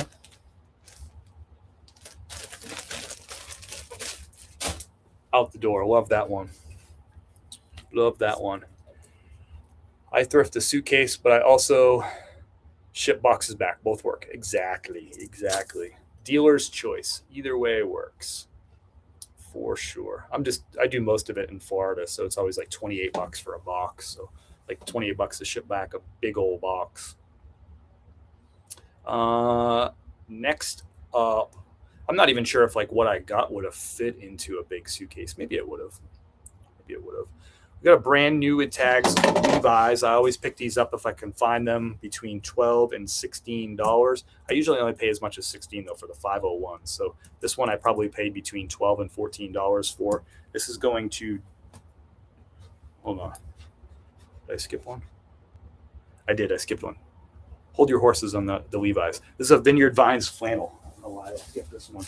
Not a great pickup right here. I thought the flannel might sell a little better. These just regular cotton button-downs don't sell as well as they used to. Years ago, Vineyard Vines was a good seller on eBay and Poshmark, but markets change. $17.09 for this. It's just such a crowded market for Vineyard Vines. So this was on a nifty best offer. I had already lowered the price once, and then Nifty sent a 10% off offer to this person who liked or watched the item on eBay. This is going to Derek. So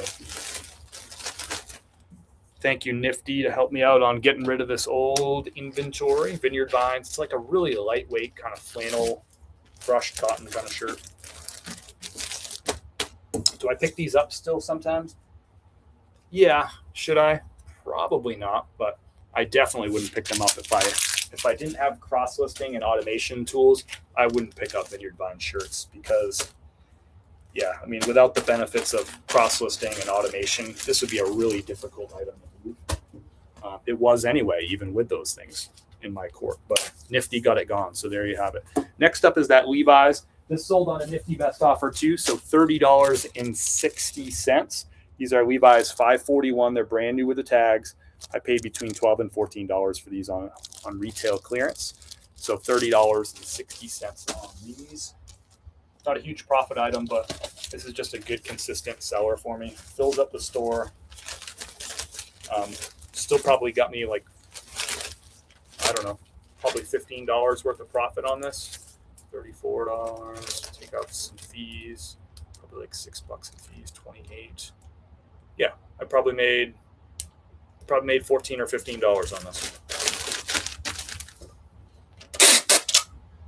And for me, Levi's just always sell. Again, remember, good photos, great item titles, measurements in the photos or in the description. I use Nifty to cross list, so I have a bigger audience to buy these, and I use Nifty for automation tools so that I show up higher in searches. Those things allow me to sell really crowded market stuff like Levi's, both new and used, and sell them consistently. I'm well over 200 Levi's sold in 2025. Next up is for Amy. This is a brand that I just very, very rarely find, but I found this one And I also recently, I found an Etro when I was on that Denver trip, by the way, too. So $34 on this one. This was a full asking price, $34 on this. You can see the tag right there. It says Etro Milano. So anytime you see like made in Italy, and it says made in Italy on that tag too. If you see made in Italy, it's a good idea to look the item up. I'm not saying if it says made in Italy, it doesn't mean just automatically buy it, but I would look it up. But Etro is a good brand. I don't find it very, very often, but happy to get this one out the door. $34. I paid $5 for it. So a really good profit on this one. This is over $20 profit. So it fits into that higher profit category for me. So this is going to Amy. It's going to New York, New York. It's our second order going to the Big Apple today.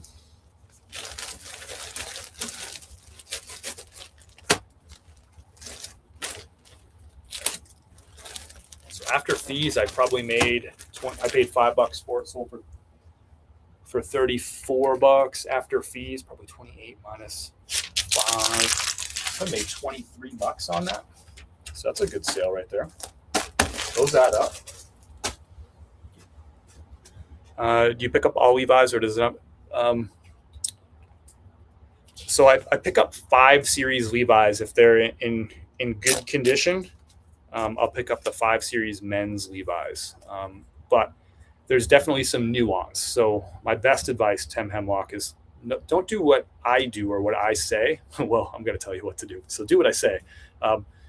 You're going to find differences in sell-through rate based on the model numbers and the size. So whatever you find, so that pair was a 541 46 by 32. So what I would do is I would comp and check the sell-through rate for Levi's 541 46 by 32, because sometimes you can find models and sizes that have really good sell-through rates, and there's really not like a great rule of thumb for it. Some people say like I only buy them if they're 36 or smaller, and then I'll find a bunch of examples of where like, well, actually the size 36 and smaller have lower sell-through rates than the size 38s and biggers. But it just, you have to look at each individual model is going to have different pockets of sell-through rate and like what the sweet spot is. So you find a pair of 541 46 by 32, comp that and look at sell-through rate for that model and that size. And that's the best way that you'll learn. You won't make many mistakes if you're looking at the sell-through rate of the model plus the size. I need tape. Is this, you want me to drop, is that what you're looking for? Me to drop my list of recommended reseller supplies? That has the tape that I buy. It also has a backup tape if the first tape is out. The 2 different ones that I buy, I think, is linked in that document right there. How y'all doing? Happy holidays. I appreciate you being here. Thanks for the positive vibes. Always good to have you. Crispy is in the house. What's up, Chris? The real Chris, the OG Crispy Flips is in the house. What's up, brother? How are things? How was the holidays? Pleasure to have you into the live, sir. Always. Next up is a pair of G4, brand new with tags. Slow seller here. I priced these too high. If I priced these better, so I lowered the price recently. They sold for $59.99. They probably sell even better if I had them at $49.99. So nice camo pattern. Camo does well for me in G4. That's more on brand than corduroy, which I showed you earlier. Corduroy, G4, nah, not so much. Camo, G4, yeah, I like those. So this is a pair of shorts sold in the middle of December. It's going in New Jersey, going North Caldwell, New Jersey. Thank you, Dennis. Appreciate your biz. Buyer paid $6.95 shipping. The shipping label here cost me $5.71. This is a retail clearance pickup. I don't remember how much I paid for these.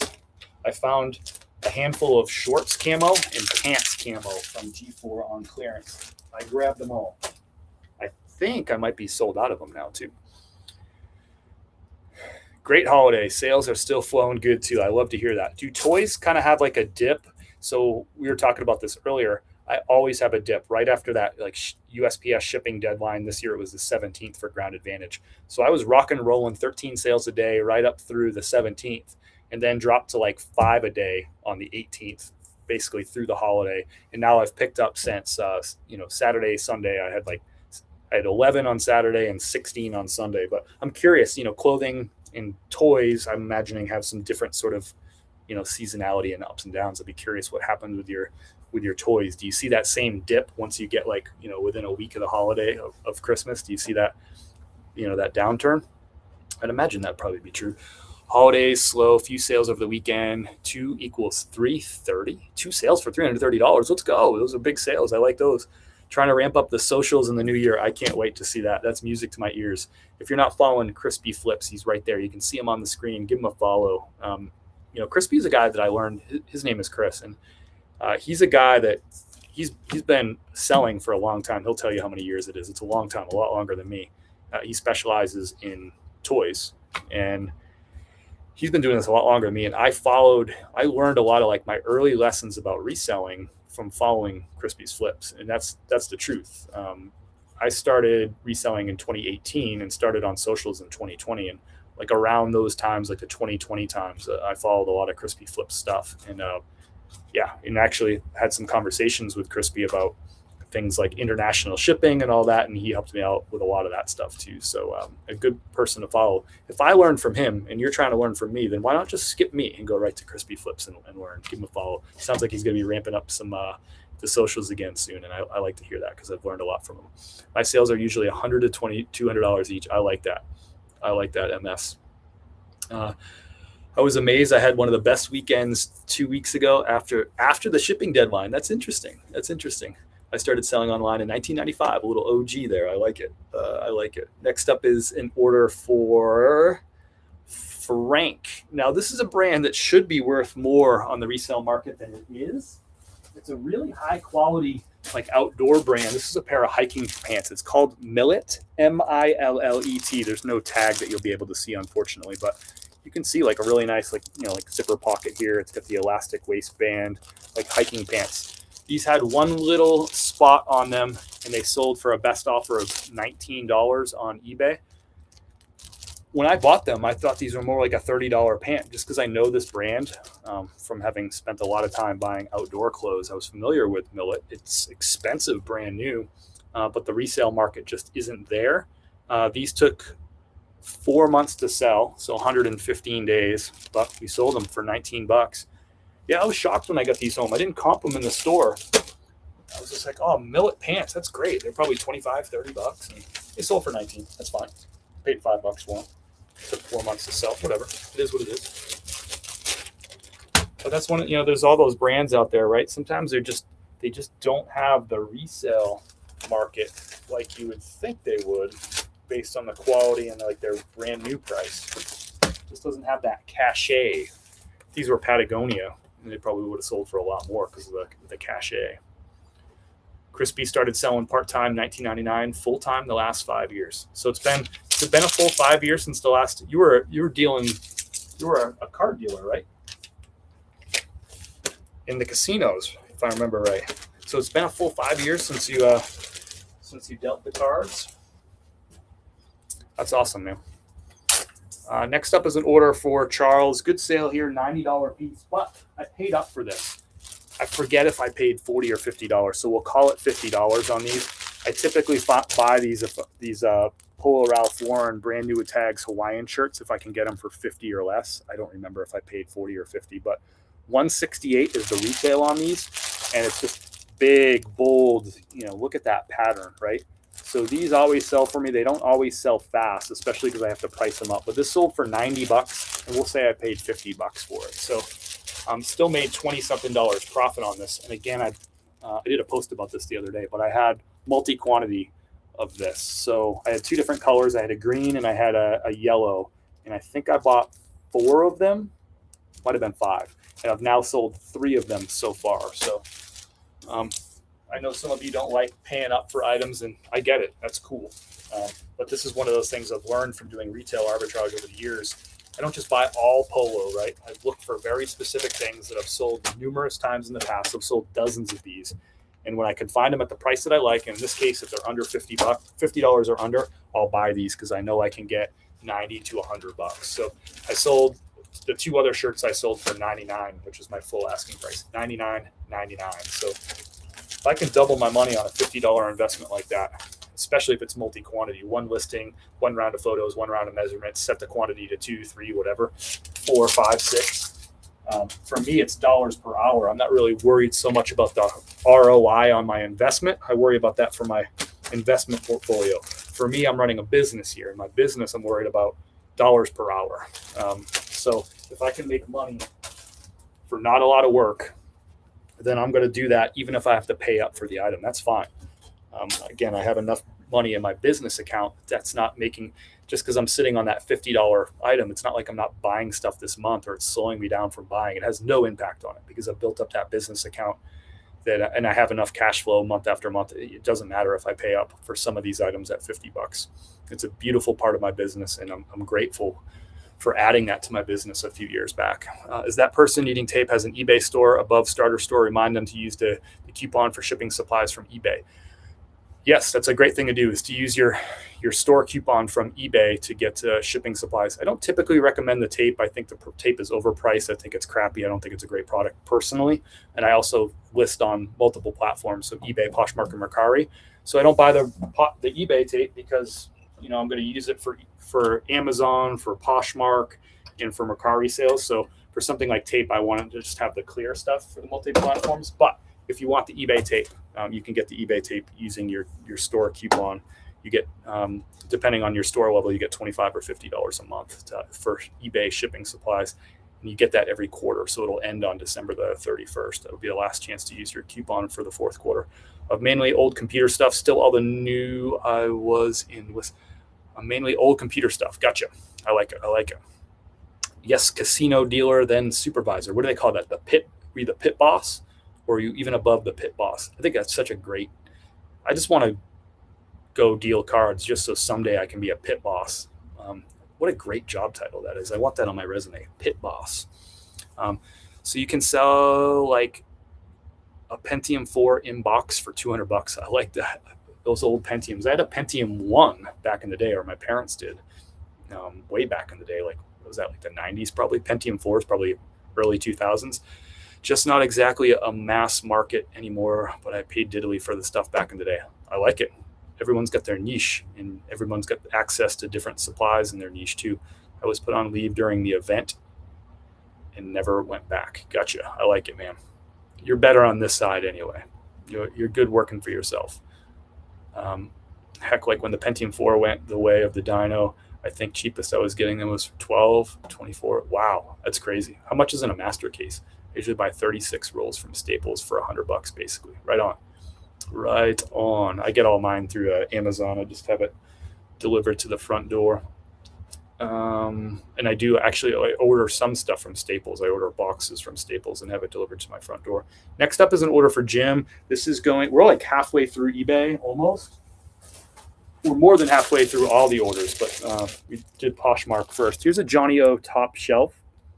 I picked this one up for $6. This is kind of a borderline seller. The reason I picked it up is that awesome pattern right there, right? I don't know what you want to call it, floral or sunburst or whatever. I called it montage floral. I think that's what Nifty called it. So $19.99 on this. This is actually a really quick sale. How many days did this take to sell? Wait for it.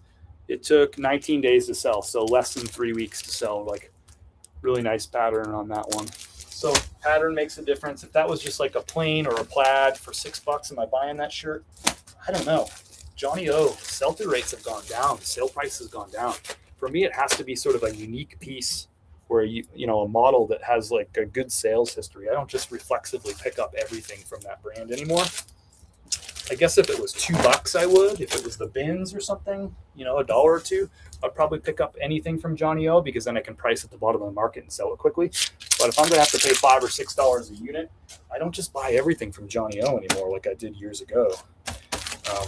It's just come down. And, that's what happens with brands, especially after the brands go big, their distribution goes really big. All of a sudden, there's just a ton of supply out there, and that pushes down the sell-through rate and the price. Do you promote on eBay? I do 6%. P4s were 24 to a master case. Gotcha. I like it. What kind of clothes do you look for at this time of year? I'm just starting out. Thanks. Luciana, I look for everything. So I just shipped out a Hawaiian shirt. This is like a long sleeve button down shirt with a floral pattern. I'm going to ship out like denim Carhartt, pearl snap shirt. I got a whole bunch of jeans going out the door. I just shipped a pair of shorts too. So for me, yes, jackets, jeans, sweaters, those sorts of things are going to sell better this time of year than shorts, Hawaiian shirts, short sleeve shirts, golf polos. But everything sells year round, but just certain things are going to sell better at different times. So I buy everything year round because guess what? March is coming pretty soon. And once March comes, boom, that's when you really start seeing golf polos, short sleeve shirts, Hawaiian shirts, that sort of thing sort of pick back up again. And even shorts will start, although shorts tends to start a little bit later, more like April, but you get the idea. So right now is a great time to start buying stuff that you know is going to sell really well in March, because then you have like the full like spring, summer selling season, which is like March through July. So you have a lot of opportunity to sell those items. So this is a great time of year to pick up the, and this is a time of year when a lot of other sellers and a lot of consumers are avoiding buying short sleeve shirts, shorts at the thrift stores, because that's not what they're buying. They're cold, with the wind's howling out here. It's snowing in a lot of places. So they're buying jeans and jackets and all that stuff. So if you're sourcing like retail or thrift, you're going to be able to find more of the short sleeve stuff because people are just passing it over. So this is a great time of year to start picking up for the spring. In my opinion, it gets harder to find the good winter stuff this time of year. Plus your selling season for winter stuff, really January 31st, that's like the end of like good selling season for winter stuff. February is a slow time of year for retail clothing. It's a very slow time of year for retail clothing. So really January 31st, you got 32 days, 33 days to sell all your winter stuff. That's why right now the best stuff to buy is spring stuff, because that's your next peak selling season. I'm doing well in mid-November.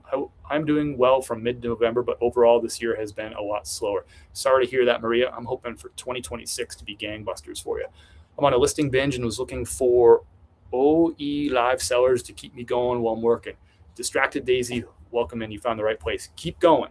Don't look at me. Don't look at me. Look at that listing. Get stuff going. I'm here to motivate you. Let's go, Daisy. You're welcome, Luciana. The seasonality of clothing is real. And I'll lower all my prices of my winter stuff here pretty soon because I want it to sell in January. I don't want to get stuck with it until next September or next October. Next up is an order for James. This is something that I've been trying to learn more about. Nike and Adidas are two really, really plentiful, common brands. You find it everywhere. And I honestly haven't sold much of this stuff over the years, just kind of passed it over. So what I need to do is I need to learn more about the good Adidas and the good Nike. And so I've been trying some stuff. So I picked up these joggers. I think they took a little while to sell. And I had to lower the price to get them gone. Yeah, I picked these up in February, right? I lowered the price about a month ago, and they sold for full asking price, $19.98. Just a basic pair of Adidas joggers. So I'm trying to learn like Adidas and Nike. I just haven't sold a lot of their clothing over the years. And I know there's money to be made because I watch other resellers make money on it. But that's one of the weaknesses in my game is I haven't figured out the Adidas and Nike that does really well. Now I'll figure out some of it, don't get me wrong. But by and large, I have a lot to learn about those two brands. And to me, there's just a lot of opportunity because it's such a high distribution item. That means and they've been selling well for so long. That means you're going to find a ton of them out there at thrift stores, garage sales, estate sales, even retail clearance. So if I can learn more about Adidas and Nike, that would be like a good thing for me for 2026 to really focus on, put time and energy into. Anyway, I sold these for $19.98. I paid $5 at a thrift store for them. Not a quick seller, but we got them gone. I think there's some subtleties in I think track pants can really move. I think I got to figure out what are the right ones. So anyway, those are gone. This is a great seller right here. One brand I have learned and have done really well with is Eddie Bauer. I know the things to pass and the things to pick. And this is a thing to pick. This is Eddie Bauer. You're not going to be able to see the tag on this. Oh, maybe you can. Yeah, you can. Pair of pants from Eddie Bauer First Ascent. Eddie Bauer First Ascent is a really good bet. Now, you should always comp and check the sell-through rates for anything you find. Don't just listen to me and go pick it up. But Eddie Bauer First Ascent is worth you looking the item up. This is a pair of women's size petite, 14 petite. Yeah, P14. Pair of, these are First Ascent Guide Pro pants. That's the model name, is Guide Pro pants. So First Ascent is the line from Eddie Bauer. Guide Pro is the model. So these sold on a nifty best offer, $28.80. I buy these in men's. I buy these in women's. The Guide Pro pants is it is a like it's an easy money pickup if you can find those pants. People look for them. They've been around for years. They have, you know, a good reputation. People like what they like, right? First Ascent Guide Pro pants are easy money. $28.80. I paid $5 for these. Let's see how quick they sold. Usually with hiking stuff, men's will sell typically faster than women's, and usually for a couple extra bucks. These ones took 26 days to sell and sold on that nifty 10% off best offer. So nice little sale right there. That's about a $20 profit, maybe $19, $20 on that one on profit. So I like that. Sold in less than a month. I haven't even paid that credit card bill yet, and I already got the profit in my pocket. Well, technically I'll get the profit tomorrow because my eBay payouts come every Tuesday. So tomorrow I'll have the profit, and I haven't even paid the credit card statement for that purchase. So I like that right there. Eddie Bauer First Ascent Guide Pro pants, easy money. 2026 should be a good year, assuming the government doesn't tank people's health insurance, etc. 2027 is the one of real concern. I feel you. Yep, I'm working, I'm listening, and your tips are good. I am concentrating on my cold stuff now to see if they'll sell in the remainder of the winter, but I'll start sourcing spring, summer. Nice. Yeah, if you have that winter stuff, you got to get you probably already heard this, but you got to get that stuff listed quickly because, look, listen, you can sell winter stuff in August. You can sell winter stuff in May and June. It happens, right? But you get what I mean. It will slow down. The sell-through rates will go down, and there'll be less of them sold every month after January 31st. But I would say focus on getting that stuff listed. Absolutely, because you get about 33 good days of good winter selling season. February is just a slow month for everything, at least clothing-wise. It is a slow retail month. That's why all the stores will be doing their clearance. Those clearance sales will usually happen like between the first and the second week of January. Like the big box stores will do all their winter clearance because they want to get rid of that stuff. They know the seasonality. They have the big metrics, right? They see all those, they have the nationwide chains with thousands of stores, right? And they can, when we talk about sales ups and downs, believe me, they have people who are looking at that stuff, so if they know that it's good to clearance stuff in early to mid January, then, maybe you should consider doing the same thing too. If they know, right, and they have way more data from way more stores from way more years in business, right? So they're obviously like being really thoughtful about that because for them, if they mistime their sales, that means, tens of millions of dollars, right? For you, it might be like, you might have missed out on a few $100s or, $1,000 or so dollars. For them, timing those sales means tens of millions of dollars worth of revenue, either made or not made, right? So they're obviously really thoughtful about it. So I try to follow what retail does as much as I can because I assume, and this is a good assumption, they're smarter than me about this stuff. They've been in business longer. They have a lot more stores. They have a lot more sales. That's just the nature of the beast. This next pair is a retail arbitrage pickup. I picked these up, I think in the summertime. So a pair of Peter Millar. What do we got here? These are called Peter Millar Glide V3 sneakers. So the Peter Millar golf shoes sell really well, but this is more of like a casual wear Peter Millar shoe right here. These sell really well too. This sold for full asking price, $99.99. I picked up 3 pairs of these, and I think it was this summer on clearance. Let me just confirm that for sure. No, I picked these up on October the 1st on clearance, and I've picked up 3 of them. I've already sold 2. So these ones went full asking price, $99.99.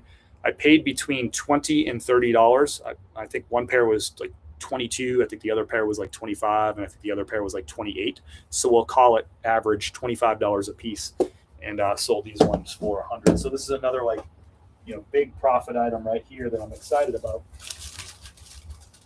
This helps pad it. And I have a lot of sales that profit me between $11 and $14 is like a lot of my sales. That gives me that kind of profit. But when you can have ones that mix in like this, that get you, my profit on these after fees will be, what will it be after fees? $100. eBay will probably take about $20 in fees. So it's 80.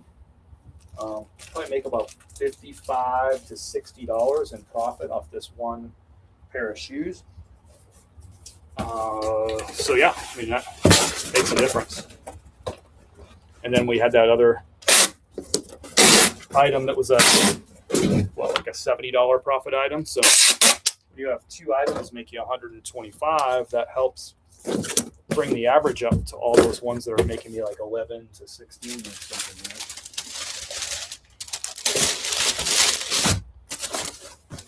So these shoes are going to Bert's. Thank you, Bert. These are going to Houston, Texas. Love me some Peter Millar. I like all brands. Certain things from Peter Millar sell better than others. I know Peter Millar is one of those brands that a lot of people like to talk smack about. They're like, I have this shirt and it's sat for a billion days and I've lowered the price to $7 and nobody will buy it. It's like, yeah, but you probably picked up Peter Millar that's not a great seller. There might be some other things going on too. Like maybe your photos aren't really maximized. Maybe they could be better. Maybe your competition's doing photos better than you. Maybe you should cross-list those items so you have a bigger audience. Maybe you should use automation tools so you show up higher in search results. Maybe you should have included measurements of that item in your listing. There's a whole bunch of other things that can contribute to it too. But if it's the wrong item, if it's like a plain cotton on an old Peter Millar tag, a cotton button down, it's not really a great seller. It's a low sell-through rate item. So that one's going to take a while. Those shoes, good seller. Well, I should do something instructive. Take care. I appreciate the positive energy. I always love having you in the lives. And yeah, I appreciate you sharing what's going on with your world and all the energy that you bring to these lives. It means a lot to me. Most people pay no attention to retail or supply chain, the association news. No, I don't pay. I'm not reading like the association news and all that stuff. I'm not subscribed to newsletters and stuff. I just pay attention to what the stores down the street from me do. I wouldn't say that I'm like reading like that kind of thing. That's not really my game. I just pay attention to what they're doing down the street from me, if that makes sense. I read retail news all the time. Makes sense. It's a smart move. Just really not my thing. I like to learn by sort of being out and doing things and seeing things with my own eyes, but that doesn't mean reading is not a good idea. It's just not part of my regular routine. It's funny how many sellers scream, it's eBay, it's other sellers, it's the YouTubers, it's this, that. Well, it just sounds like people just, the easiest thing to do is to blame other people. I think the hardest thing to do is to turn that finger around and point at yourself and say, okay, the environment is changing around me, and that might be true, right? Those things might be changing the environment, like, eBay algorithm or changing Poshmark algorithm or other sellers or YouTubers. Those things might be actually changing the environment around you, and that could be true. But just calling that out and expecting it to change isn't going to do anything. Just because you call out it's the YouTubers doesn't mean the YouTubers are going to stop. It's not going to fix it. What's going to fix it is you sort of adapting to whatever's going on in your changing environment, and you get that Miss Unites. And that's what I tell people to do all the time. Hey, you own a business. It's your responsibility not to change the environment. You can't control that, right? But what you can control is the decisions that you make every day. You can control your hustle. You can control your research, right? In learning every day. Those are things that you can control for sure. Reality is year over year, online resellers web track is up 40% year over year. Interesting to hear. Thank you for sharing that.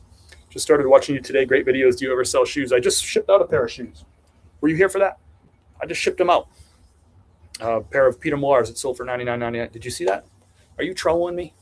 What's up, Philly? How are you? I see. It looks like you're a sneaker seller. I see like the Nike thing in there. I used to play that game a little bit, like go on like the, what is it, the sneakers app or whatever. And I used to like catch the drops and all that stuff. I've done I don't really do that at all much lately, but years ago I did a little bit of that. And I was kind of getting into it for a little bit there, but I've sort of fallen away from that kind of sneaker selling. But yes, I sell shoes too. What's up? Jack is in the house. Welcome in. 2 days in a row we got Jack here.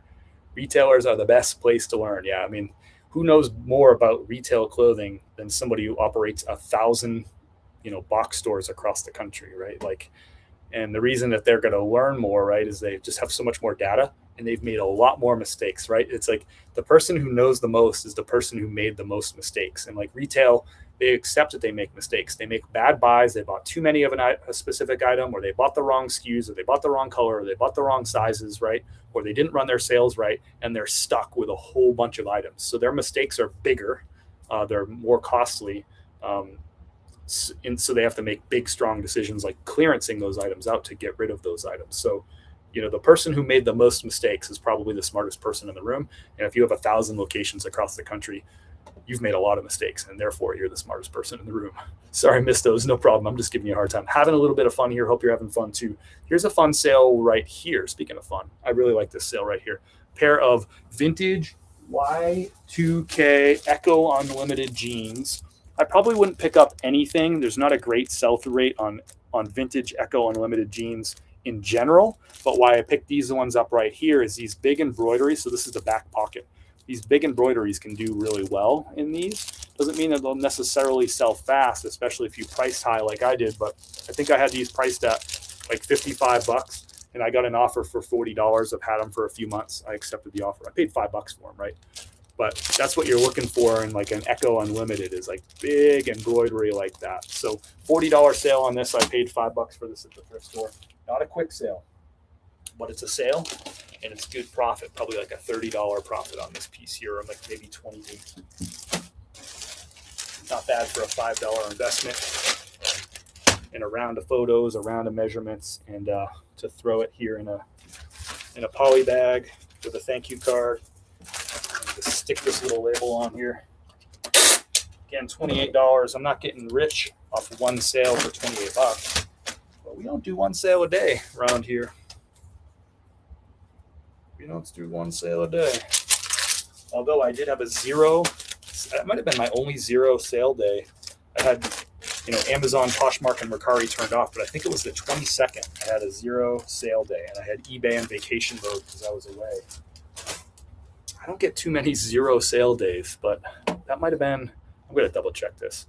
That might have been the only one of the whole year.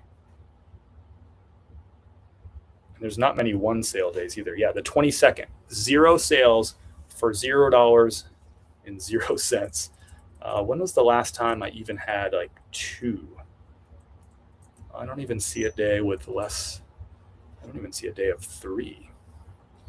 Okay, I got a day of three on August the 7th. That was the last time I had less than 4 sales in one day. August is not it's like a below average month for us. July, I had a day. July is not a good month for us.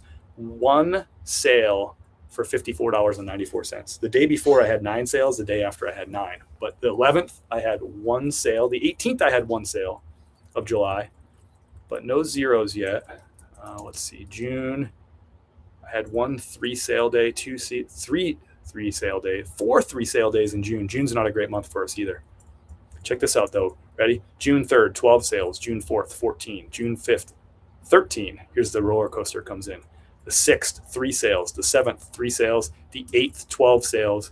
The 9th, 11 sales. Funny, like the ups and downs. June and July and August tend to be like that, like really up and down. I don't see a zero sale day. I'm going to check like February. February is usually a crappy month. Nope. My lowest sale day in February was actually 5. Go figure. And I had a 1 sale day on January the 16th. So my only 0 sale day of the year came on December the 22nd. What did we need? We needed to get 350 something days into the year before we got our first 0 sale day, but it happens. I wonder though, did I sell? Is it a true 0 sale day? It is. I didn't sell any coffee on the 22nd either. So a true 0 sale day on the 22nd. But I was a little handicapped having like all the stores off and all that, in vacation mode and whatever. But it happened. It's a 0 sale day. Are you worried about the saturation with helping others do this? No, no, I don't really worry about anything. Is that a thing? Yeah, maybe. I don't know. I'm not concerned with it. I've been in the business for 7 years. I've found a way to make profit in all 7 years, and I've been full-time with it for 5 years. I have a feeling that I'll just continue to learn and continue to adapt, and I trust my ability to continue to do that. I feel like, I'm not concerned about it. I'm not worried about it. I mean, I'm on here talking about it today. If I was worried about it, I wouldn't have a live stream rolling with 45 people in here. Sorry, 41 people right now. If I was concerned about it and put out content every day, you just got to if you learn every day, you got nothing to worry about. Big boys more often than not consign, but yeah, you can learn a lot. You can hook into their store return channels. Gotcha. Like Jacob's Trading Company is Walmart's arm. They have huge facilities around the country. Can buy from en masse, often for dirt. That's interesting. I'm going to look up Jacob's Trading Company right now. Thank you for sharing that. Jacob's Trading Company. And part of a follow-up to the question about worrying about saturation, Chaz, I learned so much from creating this content too. It sounds crazy, but I learned from the viewers. Okay, I got that locked in. Thank you, MS. I learned from the viewers, but I also, when I post content and I have to look up sell-through rates for items, I actually have to look it up, right? A lot of time I can't just gut buy and then make a post about it, right? People want to know what is the sell-through rate? What's the average sale price for this item? So if I'm just gut buying and posting about it, to me, that's not teaching. So it forces me to sort of dig a little bit deeper with the data than I would typically do, right? If I'm just buying for myself and I feel a responsibility to share good information with people. So therefore I have to do more research than I would normally do for my own business, because now I know that there's 41 people on this live stream. And by the way, there will be a few thousand people who watch this live stream after I end it on the recording too. So I feel a responsibility to share good information, which means I have to do more research to share than I would have to do research to operate, if that makes sense. So by doing that research makes me a better reseller every single day too. So that's kind of a beautiful thing. No saturation. First thing to understand is how many online shoppers exist. eBay is about 3.3% of the active accounts of that mass. That's interesting. How do you handle the orders if you're on vacation? Could you pause the sales? So you can. So on eBay, you have two options. You can put it on time away mode and you can turn off your store, which means people can't purchase anything. Or you can put it on time away mode and you can allow sales for up to 15 days. And we'll just put a banner on each of your listings that says expected delay in shipping from this seller because they're away until whatever day. Mine said they're away till the 29th. So you can accept but have that banner up, or you can just choose not to accept. Poshmark, Mercari, and Amazon, it's either on or off. There's no extended time away sort of situation. On Amazon, I'm supposed to ship next day, so I got to turn that off. I got to turn Amazon off when I leave. Mercari and Poshmark are supposed to ship within 3 days. So if I'm gone longer than 3 days, right, then I'm going to turn those stores off. But of course, when I get within 3 days of coming back, I turn them back on. So I turned on Poshmark and Mercari on Christmas Day, on Thursday. I turned those on. And then I turned on Amazon on, what day was that? On Friday, I turned on Amazon so that I could ship today. So, but eBay gives you a little bit more flexibility. I got to go. I appreciate you sharing all the vibes. You're really going this time. You're really going. I appreciate all your insight and stuff too. It's always nice having different perspectives in the live and people from different walks of life with different experiences. So thank you, MS. Hope you have a great day. Happy New Year if I don't see you before then. Next up is just a bread and butter sale right here.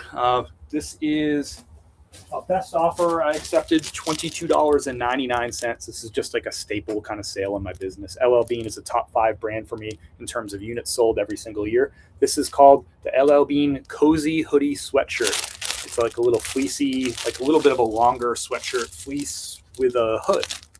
$22.99 on a best offer. I paid $5 for this piece at a thrift store. So that's like the core of my business, is buying stuff for $5 and selling it for 20 to 25. In this case, 23. This is going to This is going to Claire. Claire is in Covington, Louisiana, getting herself a little fleece. This is a women's size small. Love picking up like LL Bean fleeces, LL Bean soft shells. We shipped out an LL Bean soft shell jacket earlier today. The barn jackets, like vintage LL Bean, vintage, LL Bean flannels, LL Bean chamois shirts. The basic like cotton shirts from LL Bean, that stuff doesn't sell great. Polos from LL Bean, I don't really mess with those. They just don't sell for enough money. But if they're a little bit heavier, same thing with like Duluth and Cabela's and a lot of those brands like that, you're looking for like kind of like the heavier, more formidable stuff tends to sell a little bit better. It just sells for like higher sale prices, makes it worth your time. So nice little sale right here to make 12 or 14 bucks on that. And that's the core of our business. Most of our sales, 65% of our sales, get between $10 and $20 of profit when it's all said and done. Next order is going out for Carlos.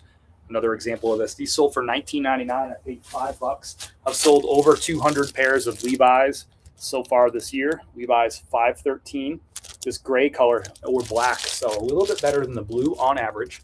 But remember, every model, I tell you, comp the model and the size. So if you find this pair of jeans, don't just comp Levi's jeans. Comp Levi's 513, 30 by 30 gray. Look at the sell-through rate. Look at the sale prices for those.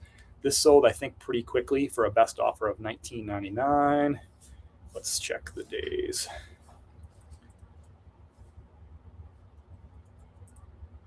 Oops.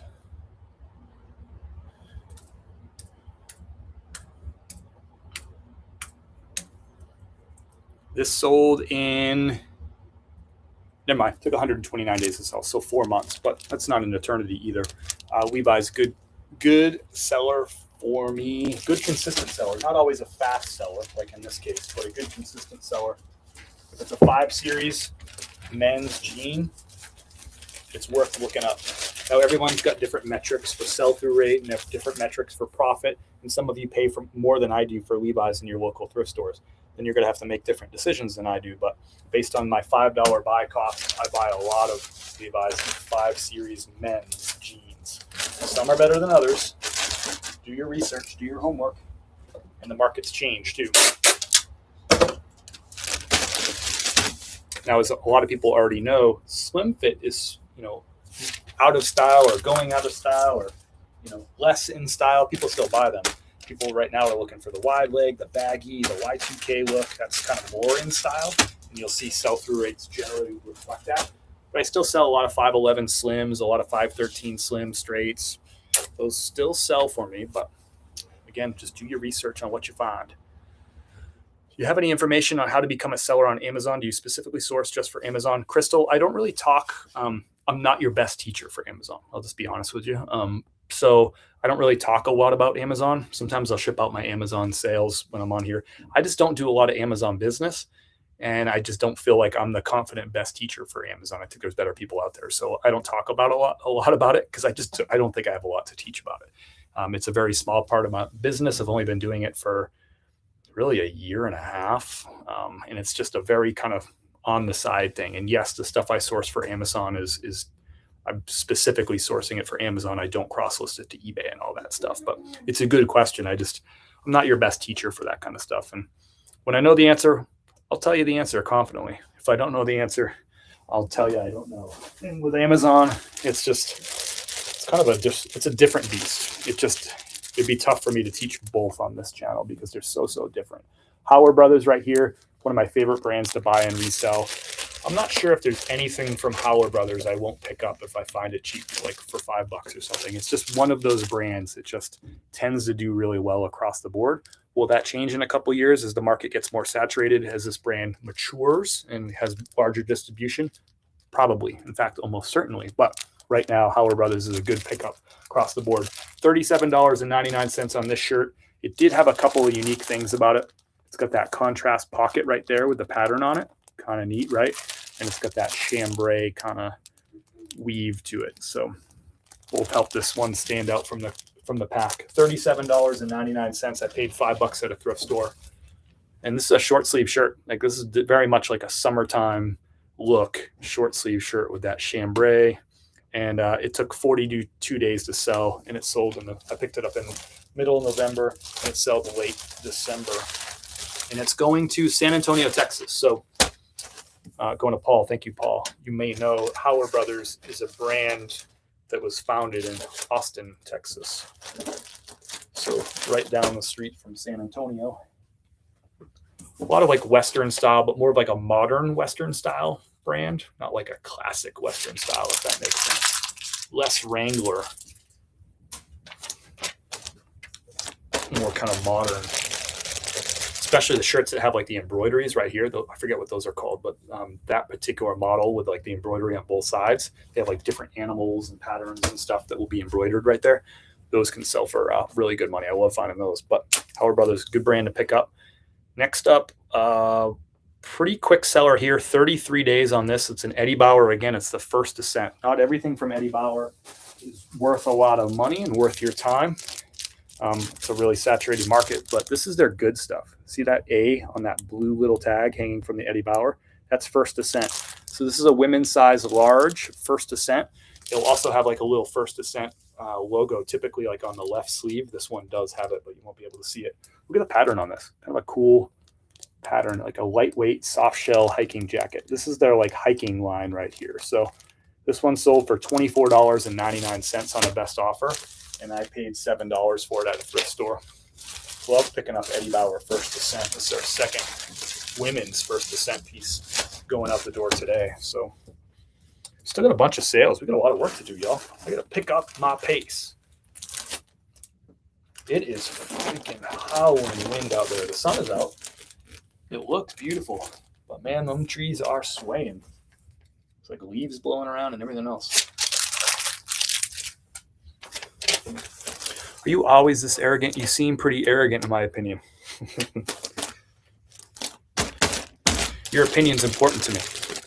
I'll do more research on Amazon. Thanks. You're welcome, Crystal. Yeah, it's just not my thing. When I know, I'll answer. When I don't know, I'll just say, I'm not the right guy for that.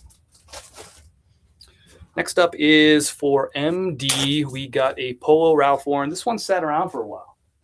I sell a ton of Polo Ralph Lauren, but sometimes you just get stuck with one that just doesn't go sell very fast, and this is that case. Some people will say it's probably the red color, and I think there's something to be said. Like the red colors don't sell as well as blue, but it's like a nice classic red plaid pattern.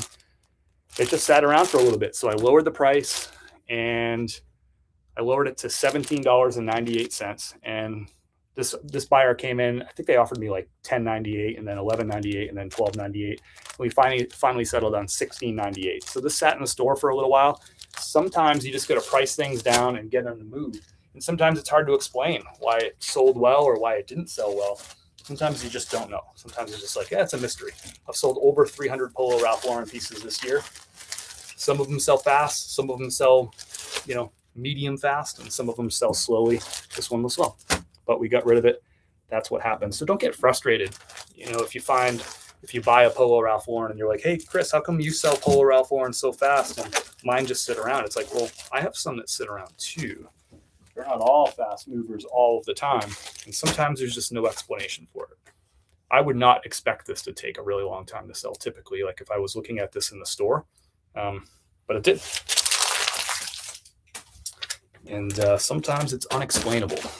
Let me see. I mean, I think this took like over a year to sell and like no explanation to it whatsoever.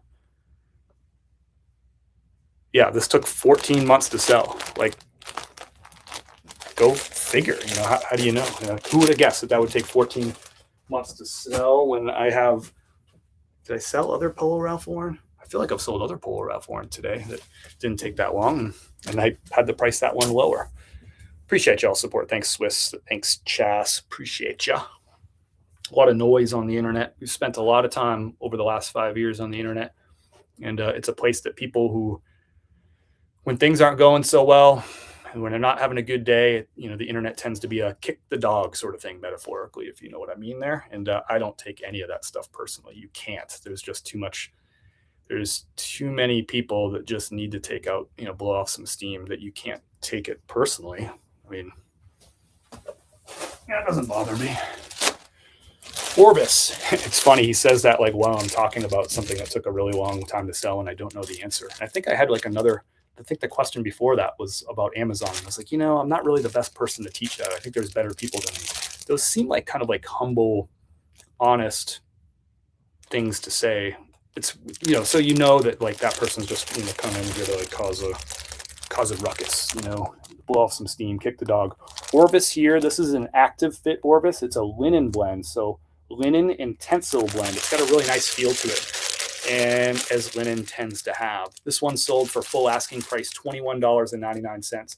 Also a very in style, in fashion, like gingham check pattern. So this is like a very in pattern. It's kind of like a big gingham, right? Like an oversized gingham. Usually gingham is like a smaller check, but that's like a big, call it a big gingham.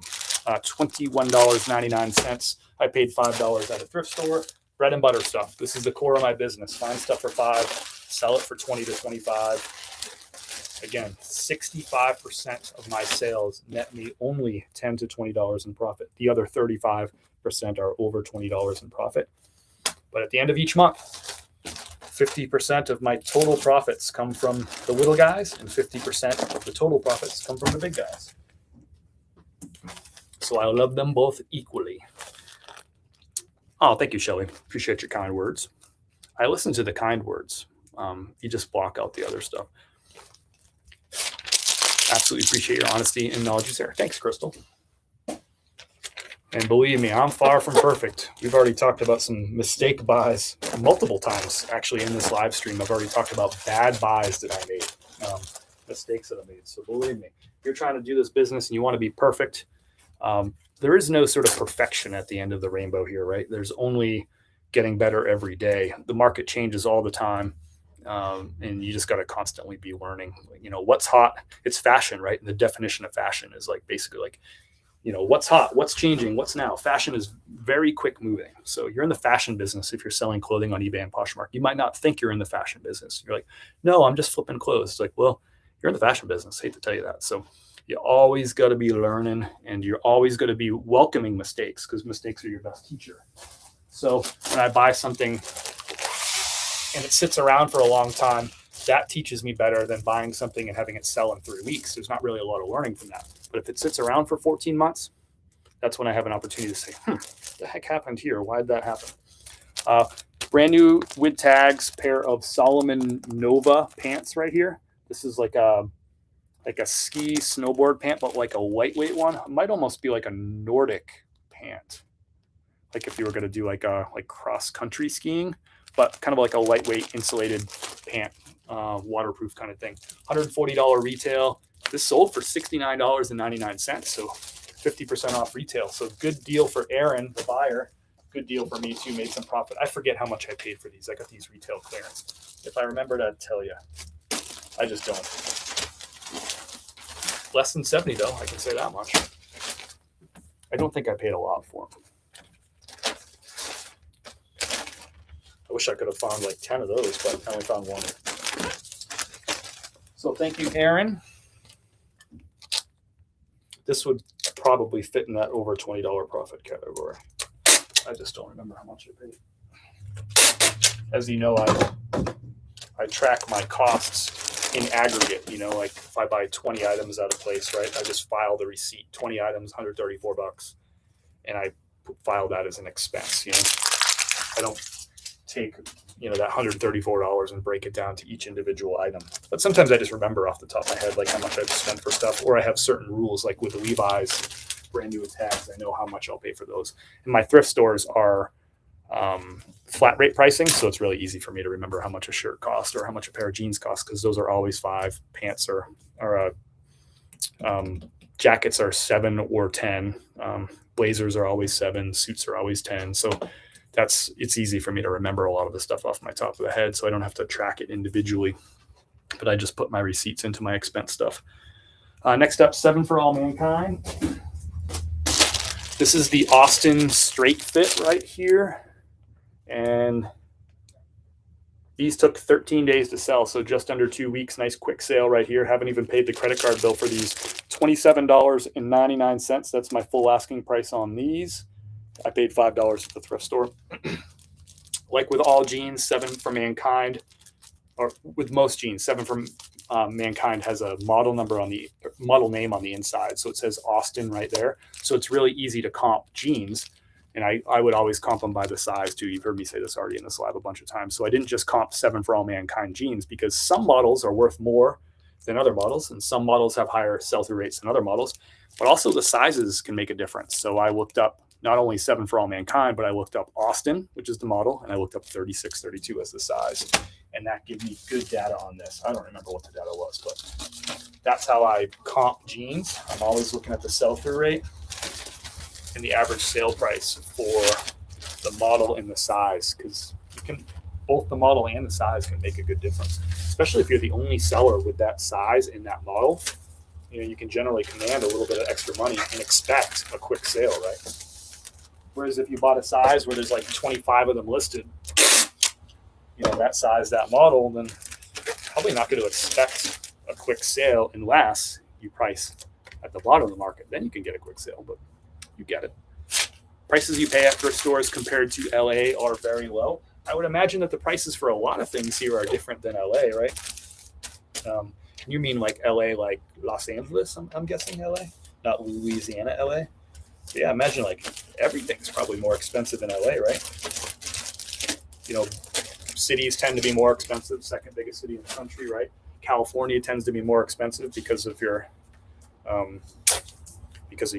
tax situation and your political situation out there. Like, just, I would imagine everything in LA is a lot more money. We are out here in the mountains of Western North Carolina. You know what I mean? I mean, it is like a different world. I've actually never set foot in LA. My wife works for the University of Southern California. She works remote. But, you know, talk about like a cultural difference too. But prices, culture, everything here to LA is different. Like her coworkers and stuff like that. Johnny O. But of course, we're here live. We got people from all over the country. We got international people in the live. We don't care where you're from. We're just happy that you're here. Even LA. Johnny O. Of course, I'm kidding. Johnny O. Sully is this model right here. It doesn't say Sully on it. How did I figure out what model it is? It's easy. On the inside tag right here, usually where you find the materials, you'll also find a small tag on a lot of modern shirts. And that small tag will have a style number on it. So I just looked up that style number. I just Googled Johnny O and that style number. And I learned, hey, that is the Sully. Sully is a really good seller. This one sold in just a couple of hours, literally the same day that I listed it on Saturday. It sold for a nifty best offer, $26.10. So Steven came in and watched this item on eBay. Nifty waited 10 minutes to see if they were going to buy that item for full price. Steven didn't. So Nifty sent him a 10% off best offer and closed the deal at $26.10 because Steven accepted it. Beautiful thing.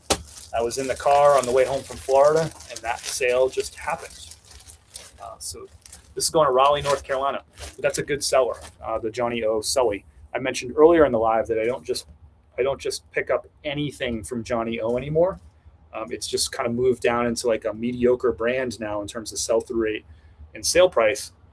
It's kind of moved down into that category where I have to be selective about it. So I only pick up certain things from Johnny O. The last one I sold had a really cool like floral pattern, like a unique pattern, and that one sold quickly. But you know, some of the basic stuff, the basic cotton things aren't as good of a seller as they used to be. But the Johnny O. Sully quarter zip, and obviously quarter zips are kind of an in fashion thing right now, right? Not kind of, they're in fashion. Gotcha, Luciana. Am I saying that right? Luciana?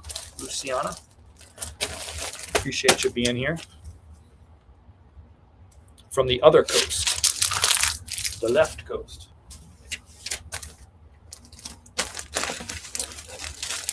All right, so that one, $26.10. I paid $5 at the thrift store. I just listed that on Saturday, sold on Saturday in a couple hours. Can't beat that. I won't pay that credit card bill for that purchase until February the 15th. So I am happy with having the profits already. Next up is an order for Jeffrey. One of the best sales of the week. Love this piece right here. It is Carhartt. It is vintage. It is denim. And it is pearl snaps. Check that out. Pearl snap on that vintage Carhartt tag right there. Just an awesome piece. And it's like heavy. It's like a heavy denim Western pearl snap. Definitely like workwear kind of stuff. Man, is it windy. We're a little sensitive about wind after that little hurricane incident that we had last year.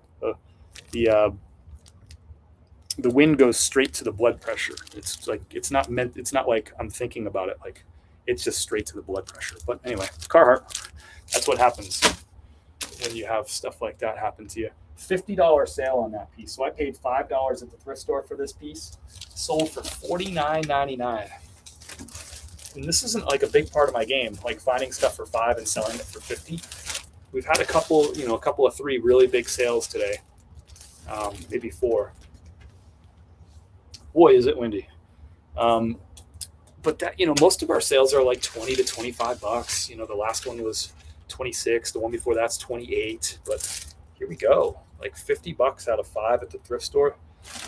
Gotta love that. My profit here will probably be about 35, 38 bucks for one piece. You gotta love that. That helps get those averages up. So thank you, Jeffrey, on that sale. It's actually a really cool piece too. If that were my size, I would rock that denim pearl snap Carhartt vintage. All right, y'all. Welcome in. We're still shipping. We got about 7 items still left to ship. If you're just jumping in too, just know that if you missed and you want to see everything that I sold over the last week, I'm showing you every single thing I sold. I'm telling you how much I paid for it, how much it sold for, how many days it took to sell, what my profit is on these items. I'm telling you why they sold, maybe why they sold quickly, why they sold slowly. If that sort of thing interests you, as soon as this live stream is over, this will be available on YouTube and Facebook as a replay. So you can go back and you can watch the recording. You can fast forward through the boring stuff. You can rewind to the stuff that you really wanted me to hear me say, like maybe you want to rewind to that vintage Carhartt piece. That was a cool find right there. But always available on replays. You can watch last week's, I didn't do one last week because I was traveling. You can look at yesterday's replay if you want to. We did a live up from the garage. You can look at 2 weeks ago's live and all that stuff. So anyway, we just do these lives to give you a good, honest glimpse into our business, to share with you exactly what's selling, exactly why it's selling, and to help you, get started with your reselling business or to continue to grow your reselling business by learning every single freaking day. And here we go, another just kind of staple sale, full asking price here. Levi's 502 taper, brand new with tags. I paid between $12 and $14 for this retail clearance, and it sold $33.99. Full asking price on that one. That's an eBay sale. We already shipped our Poshmark sales, so just doing the eBay ones right now. This is just bread and butter. This stuff adds up. We've sold over 200 pairs of Levi's so far in 2025. I can give you like a more accurate number for that in a second here. I'll tell you exactly how many, but it's a lot. It's one of our top 5 selling brands. It has been for our last few years. I didn't do a lot of Levi's when I first got started, in large part because at that time I lived out in Denver, Colorado, and the thrift prices are higher in Denver, Colorado, right? It's a top 20 metro area in the country, a lot of people. So the prices tend to be higher, like we talked about with LA being a little bit higher price. So I didn't buy a lot of Levi's because I couldn't get them that cheap. I don't buy Levi's, especially I don't buy used Levi's oftentimes for more than $5. Unless it's like maybe a 501, I might pay like $7, maybe $8, but typically I'm paying $5 for those. I couldn't find them for that cheap out in Denver. So my first few years in business, I lived in Denver. Then I lived in Tampa, and we kind of had the same scenario there, a top 20 metro area in the country. Prices tend to be higher because it's the city, and there's more people, and just everything's more expensive in cities, right? So I didn't buy and sell a lot of Levi's, but since we've moved here to Asheville the last 3 years, Levi's has been a top 5 brand in terms of units sold for us each of those 3 years. Did I sell Levi's in those previous years? Sure, but I just didn't find enough of them at the right price, so I didn't sell a ton of them. But I sold them. It's always been part of my game, but it is a much bigger part of my game because I can find them cheap out here. So everybody, that's a big lesson, is you got to be maximizing your business to your market and your market opportunities, right? So a lot of people see me like picking up Levi's for $5, and they're like, "That's awesome! I wish I could find Levi's for $5 in my neck of the woods. It's $10 here." Great, but there's other opportunities in your. Oops, I got a phone call. Potential spam. See you later. There's other opportunities when things get priced up. That means you can tend to find better, higher sell-through rate items that people are passing by because they don't want to pay up for them. So just you got to figure out your market and figure out those opportunities. We had to figure it out in Denver. We had to move to Tampa. things were a little different. We had to figure out new opportunities. We moved to Asheville, things were a lot different. We had to figure out, how to maximize this market up here for our business. And we're still doing that. We're always learning. It's a moving target, like we talked about. Fashion industry is always changing. Really good sale right here. Kenny Rogers. This is made by a brand called Carmen. Carmen is a Western wear brand. Not really like I've sold a few Carmens in the past. I look for like unique ones from them, but this is that Kenny Rogers line from them. It does a little bit better. And part of the reason I picked this one up is like, look at that like contrast yoke and like the piping on there. It's Western pearl snaps. Just very kind of unique piece on this. So that's why I picked it up. $5 at the thrift store. This sold for $32.99. So really cool seller right there. Style definitely matters, especially on these vintage Western, where people are looking for like, unique, that real Western, like vintage look. I don't know that I would pick up everything from that brand. Some of them might be much slower sellers, or you have to lower the price. Still live, damn, I got a replay. Yeah, you missed a lot of sales, yo. I mean, we're shipping out from the last week, so we just got back from traveling, so we got a lot of stuff going out the door, catching up. I wish I could find a 70s or early Levi's. Been watching these videos of Japan market selling them for 20K, 150K, etc. Yeah, it's crazy, but it's hard to find those. I mean, if you look at Levi's sales history, like year by year, I'll just ask ChatGPT to do it, right? I mean, Levi's right now it's like a household brand, but it wasn't always a household brand. And also our country's grown a lot, just like sales of any of these staple brands has gone way up. But I'm going to ask it to show me year over year sales for Levi's since, 1950. See if ChatGPT can work that out for me. But we're going to see just like crazy sales growth.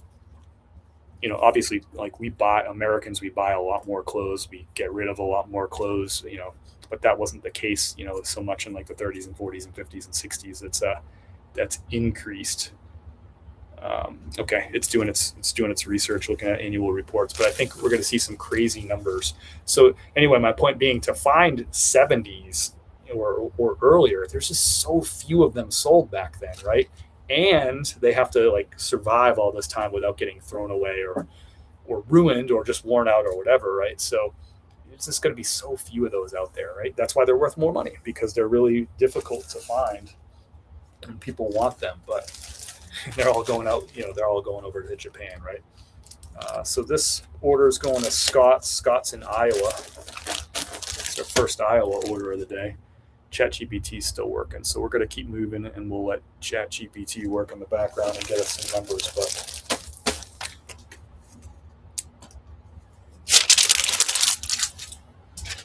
all right, just make sure I got the right label for the right. Yep. Okay, cool. Trying to walk and chew gum over there. All right, next up is an order for Raymond. Raymond got a cool shirt. This is the Cool Elixir. Did I know that this shirt is called Cool Elixir? No. Does it say it on there? No, but it has a little style number tag right down here. I just Googled the style number, put in cool, Kuhl, and that number into Google. It told me it was the Elixir, and then I could comp it based on that model. Of course, I put the Elixir is the model name, Elixir.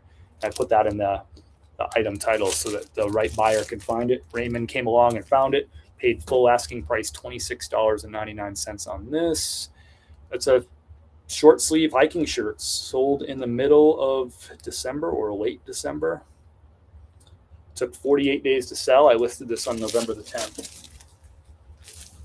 So all seasons sell all season. Of course, Cool is a higher sell-through rate brand in general, but obviously short sleeve shirts, I didn't ship a ton of them today. I'm shipping more wintertime stuff, but stuff will still sell. We sold a few Hawaiian shirts too. It's vacation season. And this is going to Oak Ridge, Tennessee. So people are still hiking this time of year. Although probably not hiking in a t-shirt too much in Tennessee, but I wish that is precisely why I don't buy Levi's. It's very rare to find a used pair for under $14.99 here in Northern California. Yep, makes sense. And makes sense. You find your local market opportunities, right? and then you just go after those, right? And build your business around that. I can't just like open up shop in Northern California and run the same exact model out there. I could do a similar model, but I would have to, source differently out there and pick different items, and probably do a heck of a lot of learning too, and get uncomfortable, right? But yeah, Oak Ridge, Tennessee show. That's the city next door. No way. Next door to okay, I knew that town sounded familiar, so I've passed through Oak Ridge before. Not far from me. It's about 2 hours from me out that way. That's cool. What's up, Jamie? All right, let's see what ChatGPT's got. Cool. It's got us like a nice graph here. It's only going back to 1991. Or sorry, it's going back to fiscal year 2009.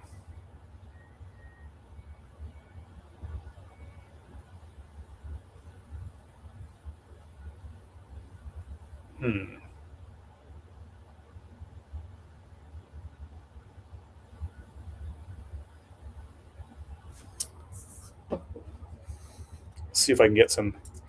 Can I get some estimates of sales from the decades of the 50s, 60s, 70s, 80s? So Levi's was like a private company back then, right? So they're not sharing, they don't have an obligation to share revenue numbers unless you're publicly traded, right? So most companies choose not to share those things. But so it's only gave me the publicly available data. I'm trying to tell it to give me some estimates from earlier years to get us some numbers. Because I think there's like a blow up that happens. I think it's like either the 70s or the 80s, probably the 80s, where like the real blow up of Levi's happens. And we saw like a lot of consumer, like consumer spending changes and stuff in the 80s too. So I'm curious to see what it comes up with there. Our next sale is for Dennis, an Untuck It shirt here. This sold on a nifty best offer of $20.70. Untuck It used to be a brand that sold for more money, and it had a higher sell-through rate. But Untuck It is a brand that has now matured. It used to be sort of like a niche brand. There wasn't a lot of distribution for it. And then it sort of blew up, and it had several years in a row of really, really high sales and really, really high distribution.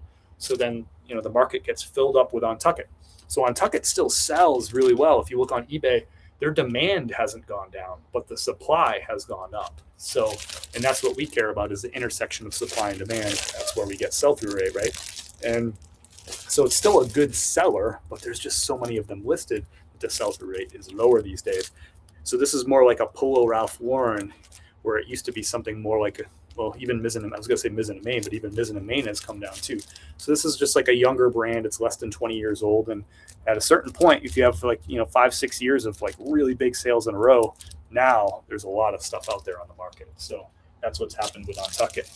It's happened with Lululemon to some degree too. It still sells as well as it ever has. Lululemon does. But the problem is there's more of it listed. So this, your experience, your sell-through rate with it is going to be lower. Anyway, this is a men's size, large, slim fit, wrinkle-free, nifty best offer, $20.70. Untuck It don't sell like it used to. In fact, if you don't have cross-listing tool and you don't have an automation tool like Nifty, one could argue that maybe it's not a good pickup for you because the sell-through rate's so low. You'd have to price at the bottom of the market to get sales. You might have to price it at like $17-18 to get consistent sales on Untuck It, unless you have the advantages of cross-listing and automation tools, which help you get more sales. This is a nifty best offer, right? So case in point right there, $20.70. I had it priced at $22.99. Nifty sent that 10% off best offer to Dennis, who watched the item on eBay. Hello from, I'm going to try to say it, Visalia, California. You can make fun of me. Visalia. I still find a lot of good stuff, and there is plenty of opportunity. There you go. Yep. Every market has its opportunities. Some have more than others, right? I'm not saying that. Some places, look, if you live in a really small rural town and you're 2 hours away from a big city, yeah, that's going to be tough. There are some opportunities there, but maybe not as much as you'd like to run a full-time business, right? then you're going to have to think differently. Online arbitrage, traveling to source, estate sales, that sort of thing. I mean, there's opportunities, but you might just have to work harder for the same result or work differently for the same result. Okay, nice pickup right here. Not crazy money on these. I bought like, I don't know, I want to say 8 or 10. I'm looking over. I have a few of them left. Bought like 8 or 10 of these Robert Graham belts, and I feel like I paid $12 a piece for them. And this one sold this was a nifty best offer too, because this was priced at $39.99. Yeah, so $39.99, and then nifty best offer down to $36, so 10% off on this one. I've sold maybe 4 or 5 of these, and I feel like there's 3 more of them hanging up over there. I picked these up on clearance, and I've never bought Robert Graham belts before, but figured I'd take a shot on them. This is going to Miami, Florida, so if you're in the live like 2 hours ago when we were talking about Durrell, Florida, and freight forwarding, this is the same situation. This is going to a business address in Miami, Florida. It's likely really close to the airport, and it's almost certainly going to a freight forwarder. So this belt is going to an international customer, but this, what do you call it? Like, I forget what you call these companies, but they buy stuff, like a broker company. So they buy stuff here in the United States and then ship it to their customers overseas. So this is going to Miami, and then this freight forwarder is going to ship it overseas, probably in a big pallet, right? And then eventually they'll distribute it locally in whatever country it's going to.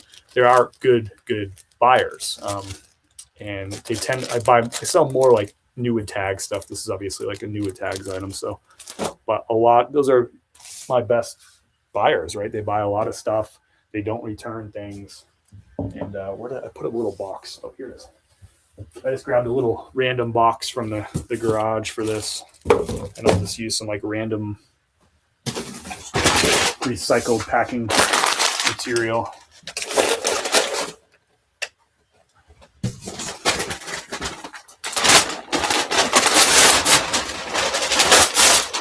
Sorry if that's loud, but we are working. So this is going to Carlos, but we know this is going overseas, going to a freight forwarder. They're good customers.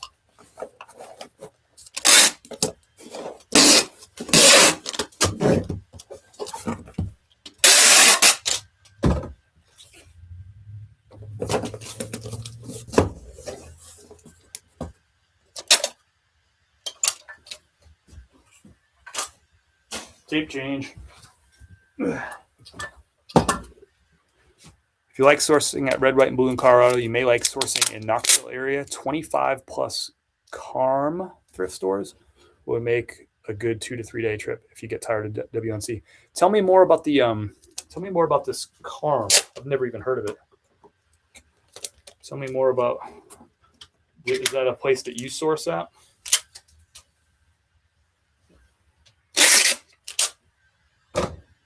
Tell me more. I'm interested.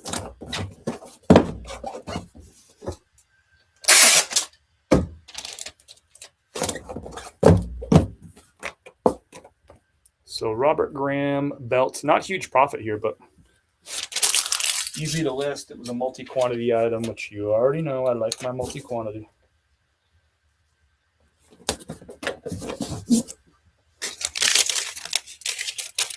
Tell me more. I still find a lot of good stuff in there. Oh, I already read that one.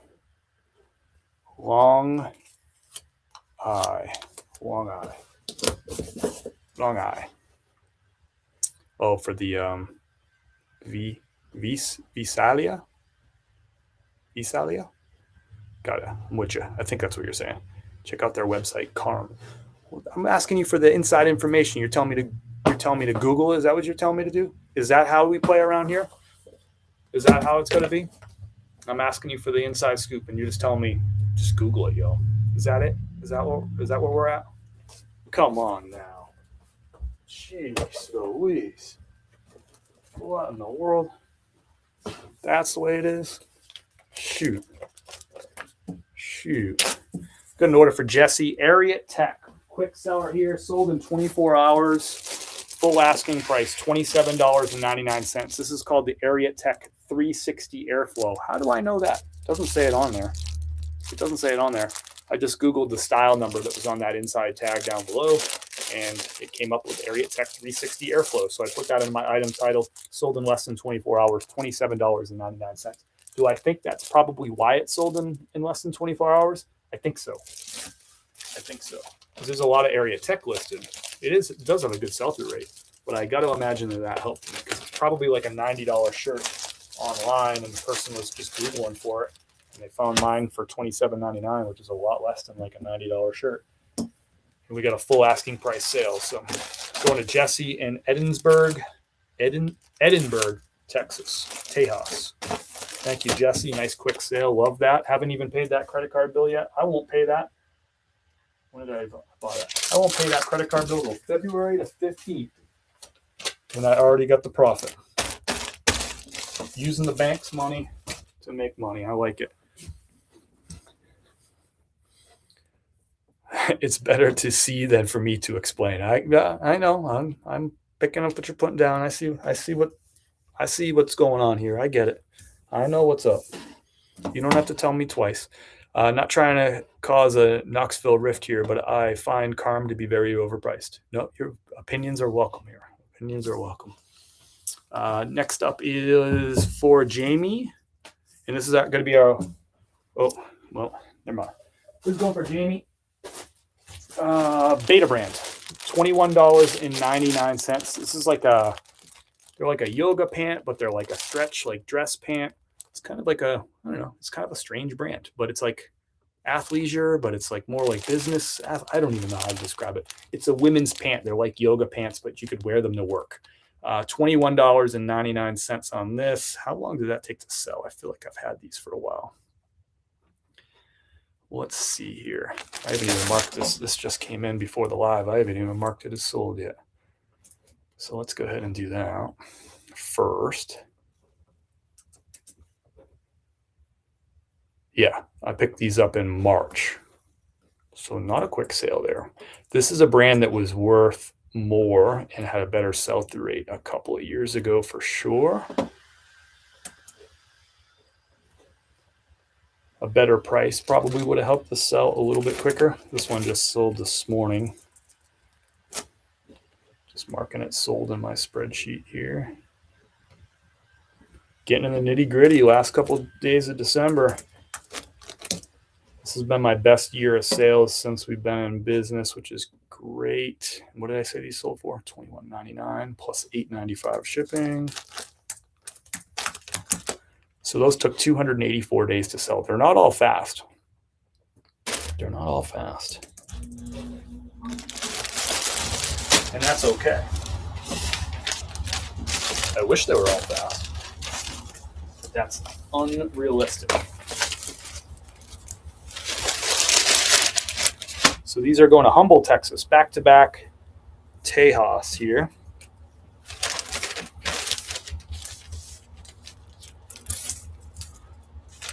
From his newest video, Red, White, and Blue looked more overpriced. Yeah, also like city pricing too. Denver's a much bigger metro area and higher cost of living than Knoxville. And I know you're probably saying, well, Knoxville's expensive now too. Yeah, I'm sure it is, but Denver is more expensive, like rent and all that kind of stuff.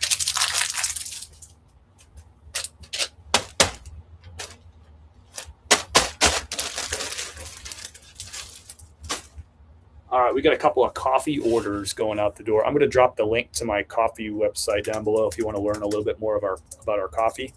But all of our coffee is fair trade and organic, and it's roasted fresh every week right here locally. It's roasted by our friends down the street at Dynamite Roasting Company. They've been voted as Western North Carolina's #1 coffee roaster, as voted by the people for the last 13 years in a row, which is hard to do. To be #1 in the area for 1 year is hard to do, but they've done it for 13 consecutive years. They're our partner in the coffee business. They do all the hard stuff. They source the coffee from all across the world. They have relationships with small farmers, and they do a great job roasting this stuff. And they've been in business for 17 years, so we trust them to do that stuff. You build the relationships with these great farmers, You ship the coffee, freight from all over the world.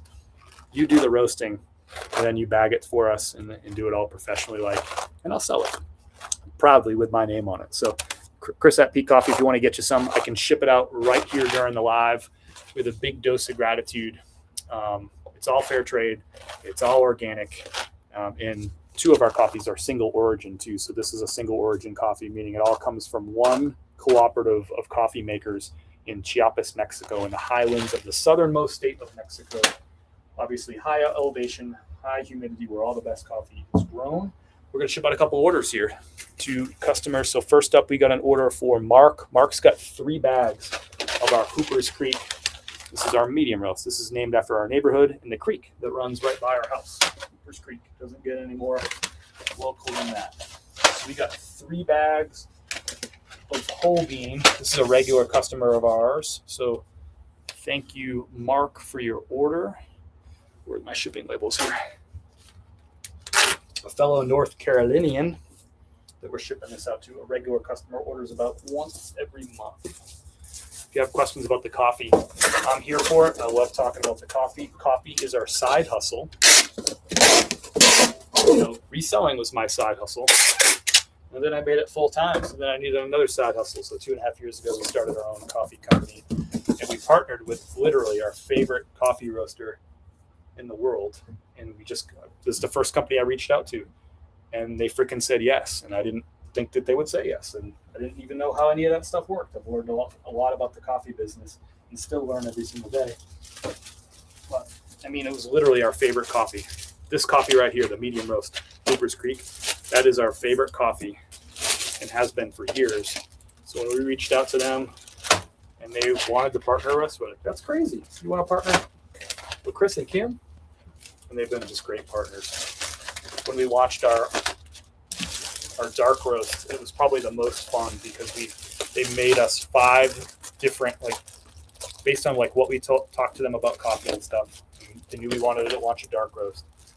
They put together 5 different blends for us. A couple of them weren't actually blends; they were single origins. But they put 5 different dark roast options together for us. And Kim and I went and blind tasted them, and we chose which coffee was going to be our dark roast. That was freaking fun. I felt like a celebrity doing that. It was just fun, spending time with these people who know so much about coffee. We learned so freaking much, and we did it on a live stream, by the way, too, which is really cool. So the people who were watching that TikTok live stream got to see us choose what ultimately became our Black Mountain Dark Roast, which is what I just finished drinking today. It was our Black Mountain Dark Roast. I had it cold brewed with a little bit of oat milk. Beautiful thing. What's up, Jessica? How are you? We got at Carm, the hard goods are overpriced because they look them up, but their clothes I have better luck with. Gotcha. See, that's the kind of inside out I'm looking for. Bass and Coffee. That's what I'm talking about. Jessica is in the house. Again, if you want to learn more about the coffee, we have a bunch of details. If you really like to geek out about coffee, there's tons of information about where it's grown, the varietals, how it's prepared and washed and roasted and all that stuff. This is top shelf coffee. It is the best of the best out there, and I think you will really enjoy it. So this is going out to Mark. Thank you, Mark, for supporting our small little business, our side hustle, our side project, the coffee. It is so much fun. I'd love to ship a bag out to you. If you haven't tried our coffee before, we do recommend that you start with our medium roast. We have it both ground or whole bean. So here's a ground version. I'm going to ship out some whole bean here to Leslie. But we also have a light roast, which changes by the season. We just launched our winter light roast a couple of weeks ago. It is freaking delicious. It's from Papua New Guinea. It's a single origin, fair trade, organic coffee right there. And then we also have our dark roast, which is I was just talking about. Here's the Black Mountain Dark Roast, named after the town that this is roasted in. Black Mountain is also the range. The Black Mountain Range is the highest mountain range east of the Rockies. And it is home to Mount Mitchell, which is the highest single peak east of the Rockies. It's also Black Mountain is the town where the coffee is roasted, where Dynamite is from our partners. So we get an order going out for Leslie. Leslie's got 2 bags of whole bean medium roast. And this is our best seller. It's been our best seller. It's our original coffee. It's Kim and I's favorite coffee. So If you haven't tried our coffee before, you're thinking about it, I always encourage people to start with the medium roast. It's got to be super well balanced and smooth. It's got to have a hint of like sweet milk chocolate, but it's not flavored coffee. That's just the natural flavors from the beans themselves in the roasting process. No like added flavors, but just a a subtle note of sweet milk chocolate, but very, very balanced, very, very smooth. It's a total crowd pleaser, kind of daily driver type of coffee. That's what Kim and I drink most days. But today, it's cold out. It felt like a Black Mountain dark roast kind of day. So get this shipped out to Leslie, another North Carolinian, getting some fresh coffee.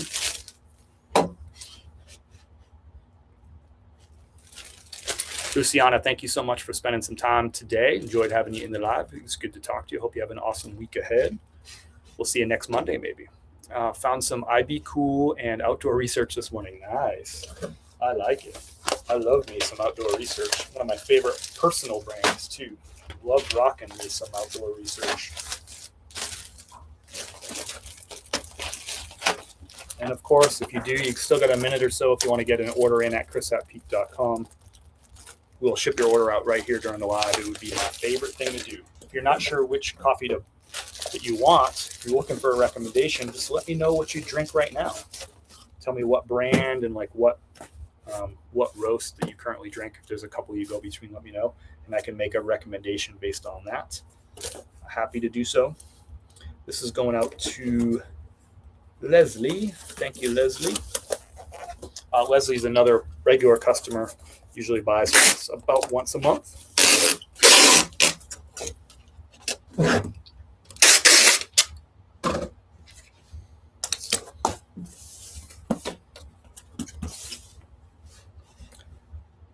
Have you ever thought about linking up with a local bookstore to supply your coffee? I know some bookstores have a self-service coffee station.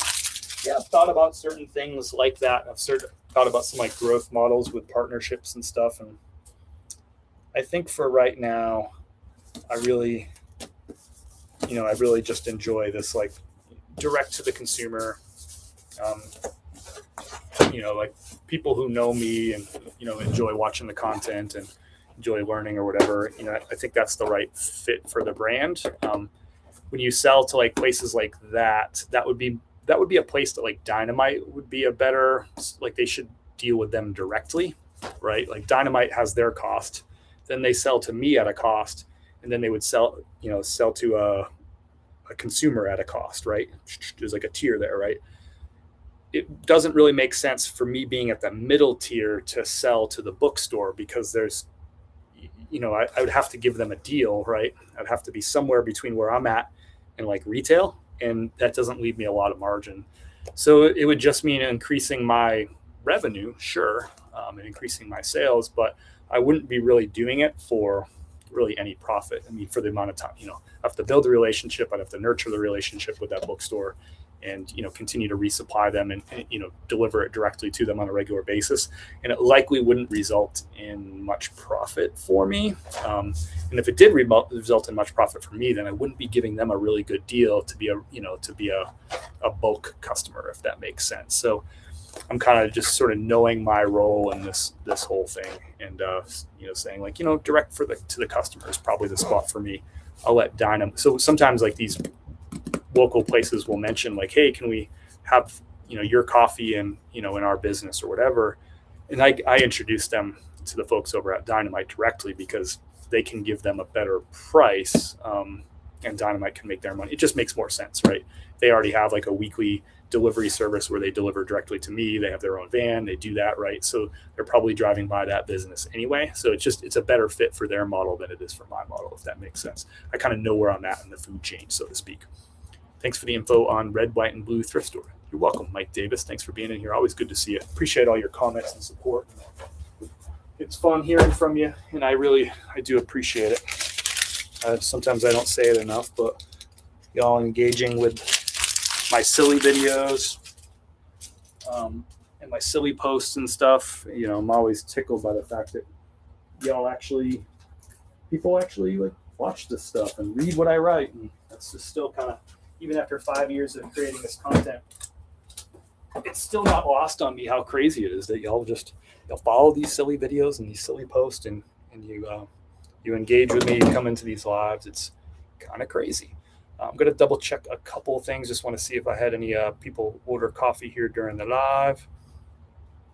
I don't see anything that came in, but don't worry, you can still get your coffee order in if you're still scrambling to do it, and I'll ship it out. We ship out 5 days a week. So if you get your order in, we'll get it shipped right out to you, and it's always roasted fresh, and it's always shipped with love and gratitude to you. So thank you, everybody, for being here in this live for a little bit. Remember, as soon as I end this live, like in a second here, you're going to be able to rewatch. It's 3 hours long. We just hit the 3-hour mark, 3 hours and 12 seconds. So whole bunch of sales. I mean, we shipped, I think, 50 total units, 45 packages went out the door. So a whole lot of like information, knowledge.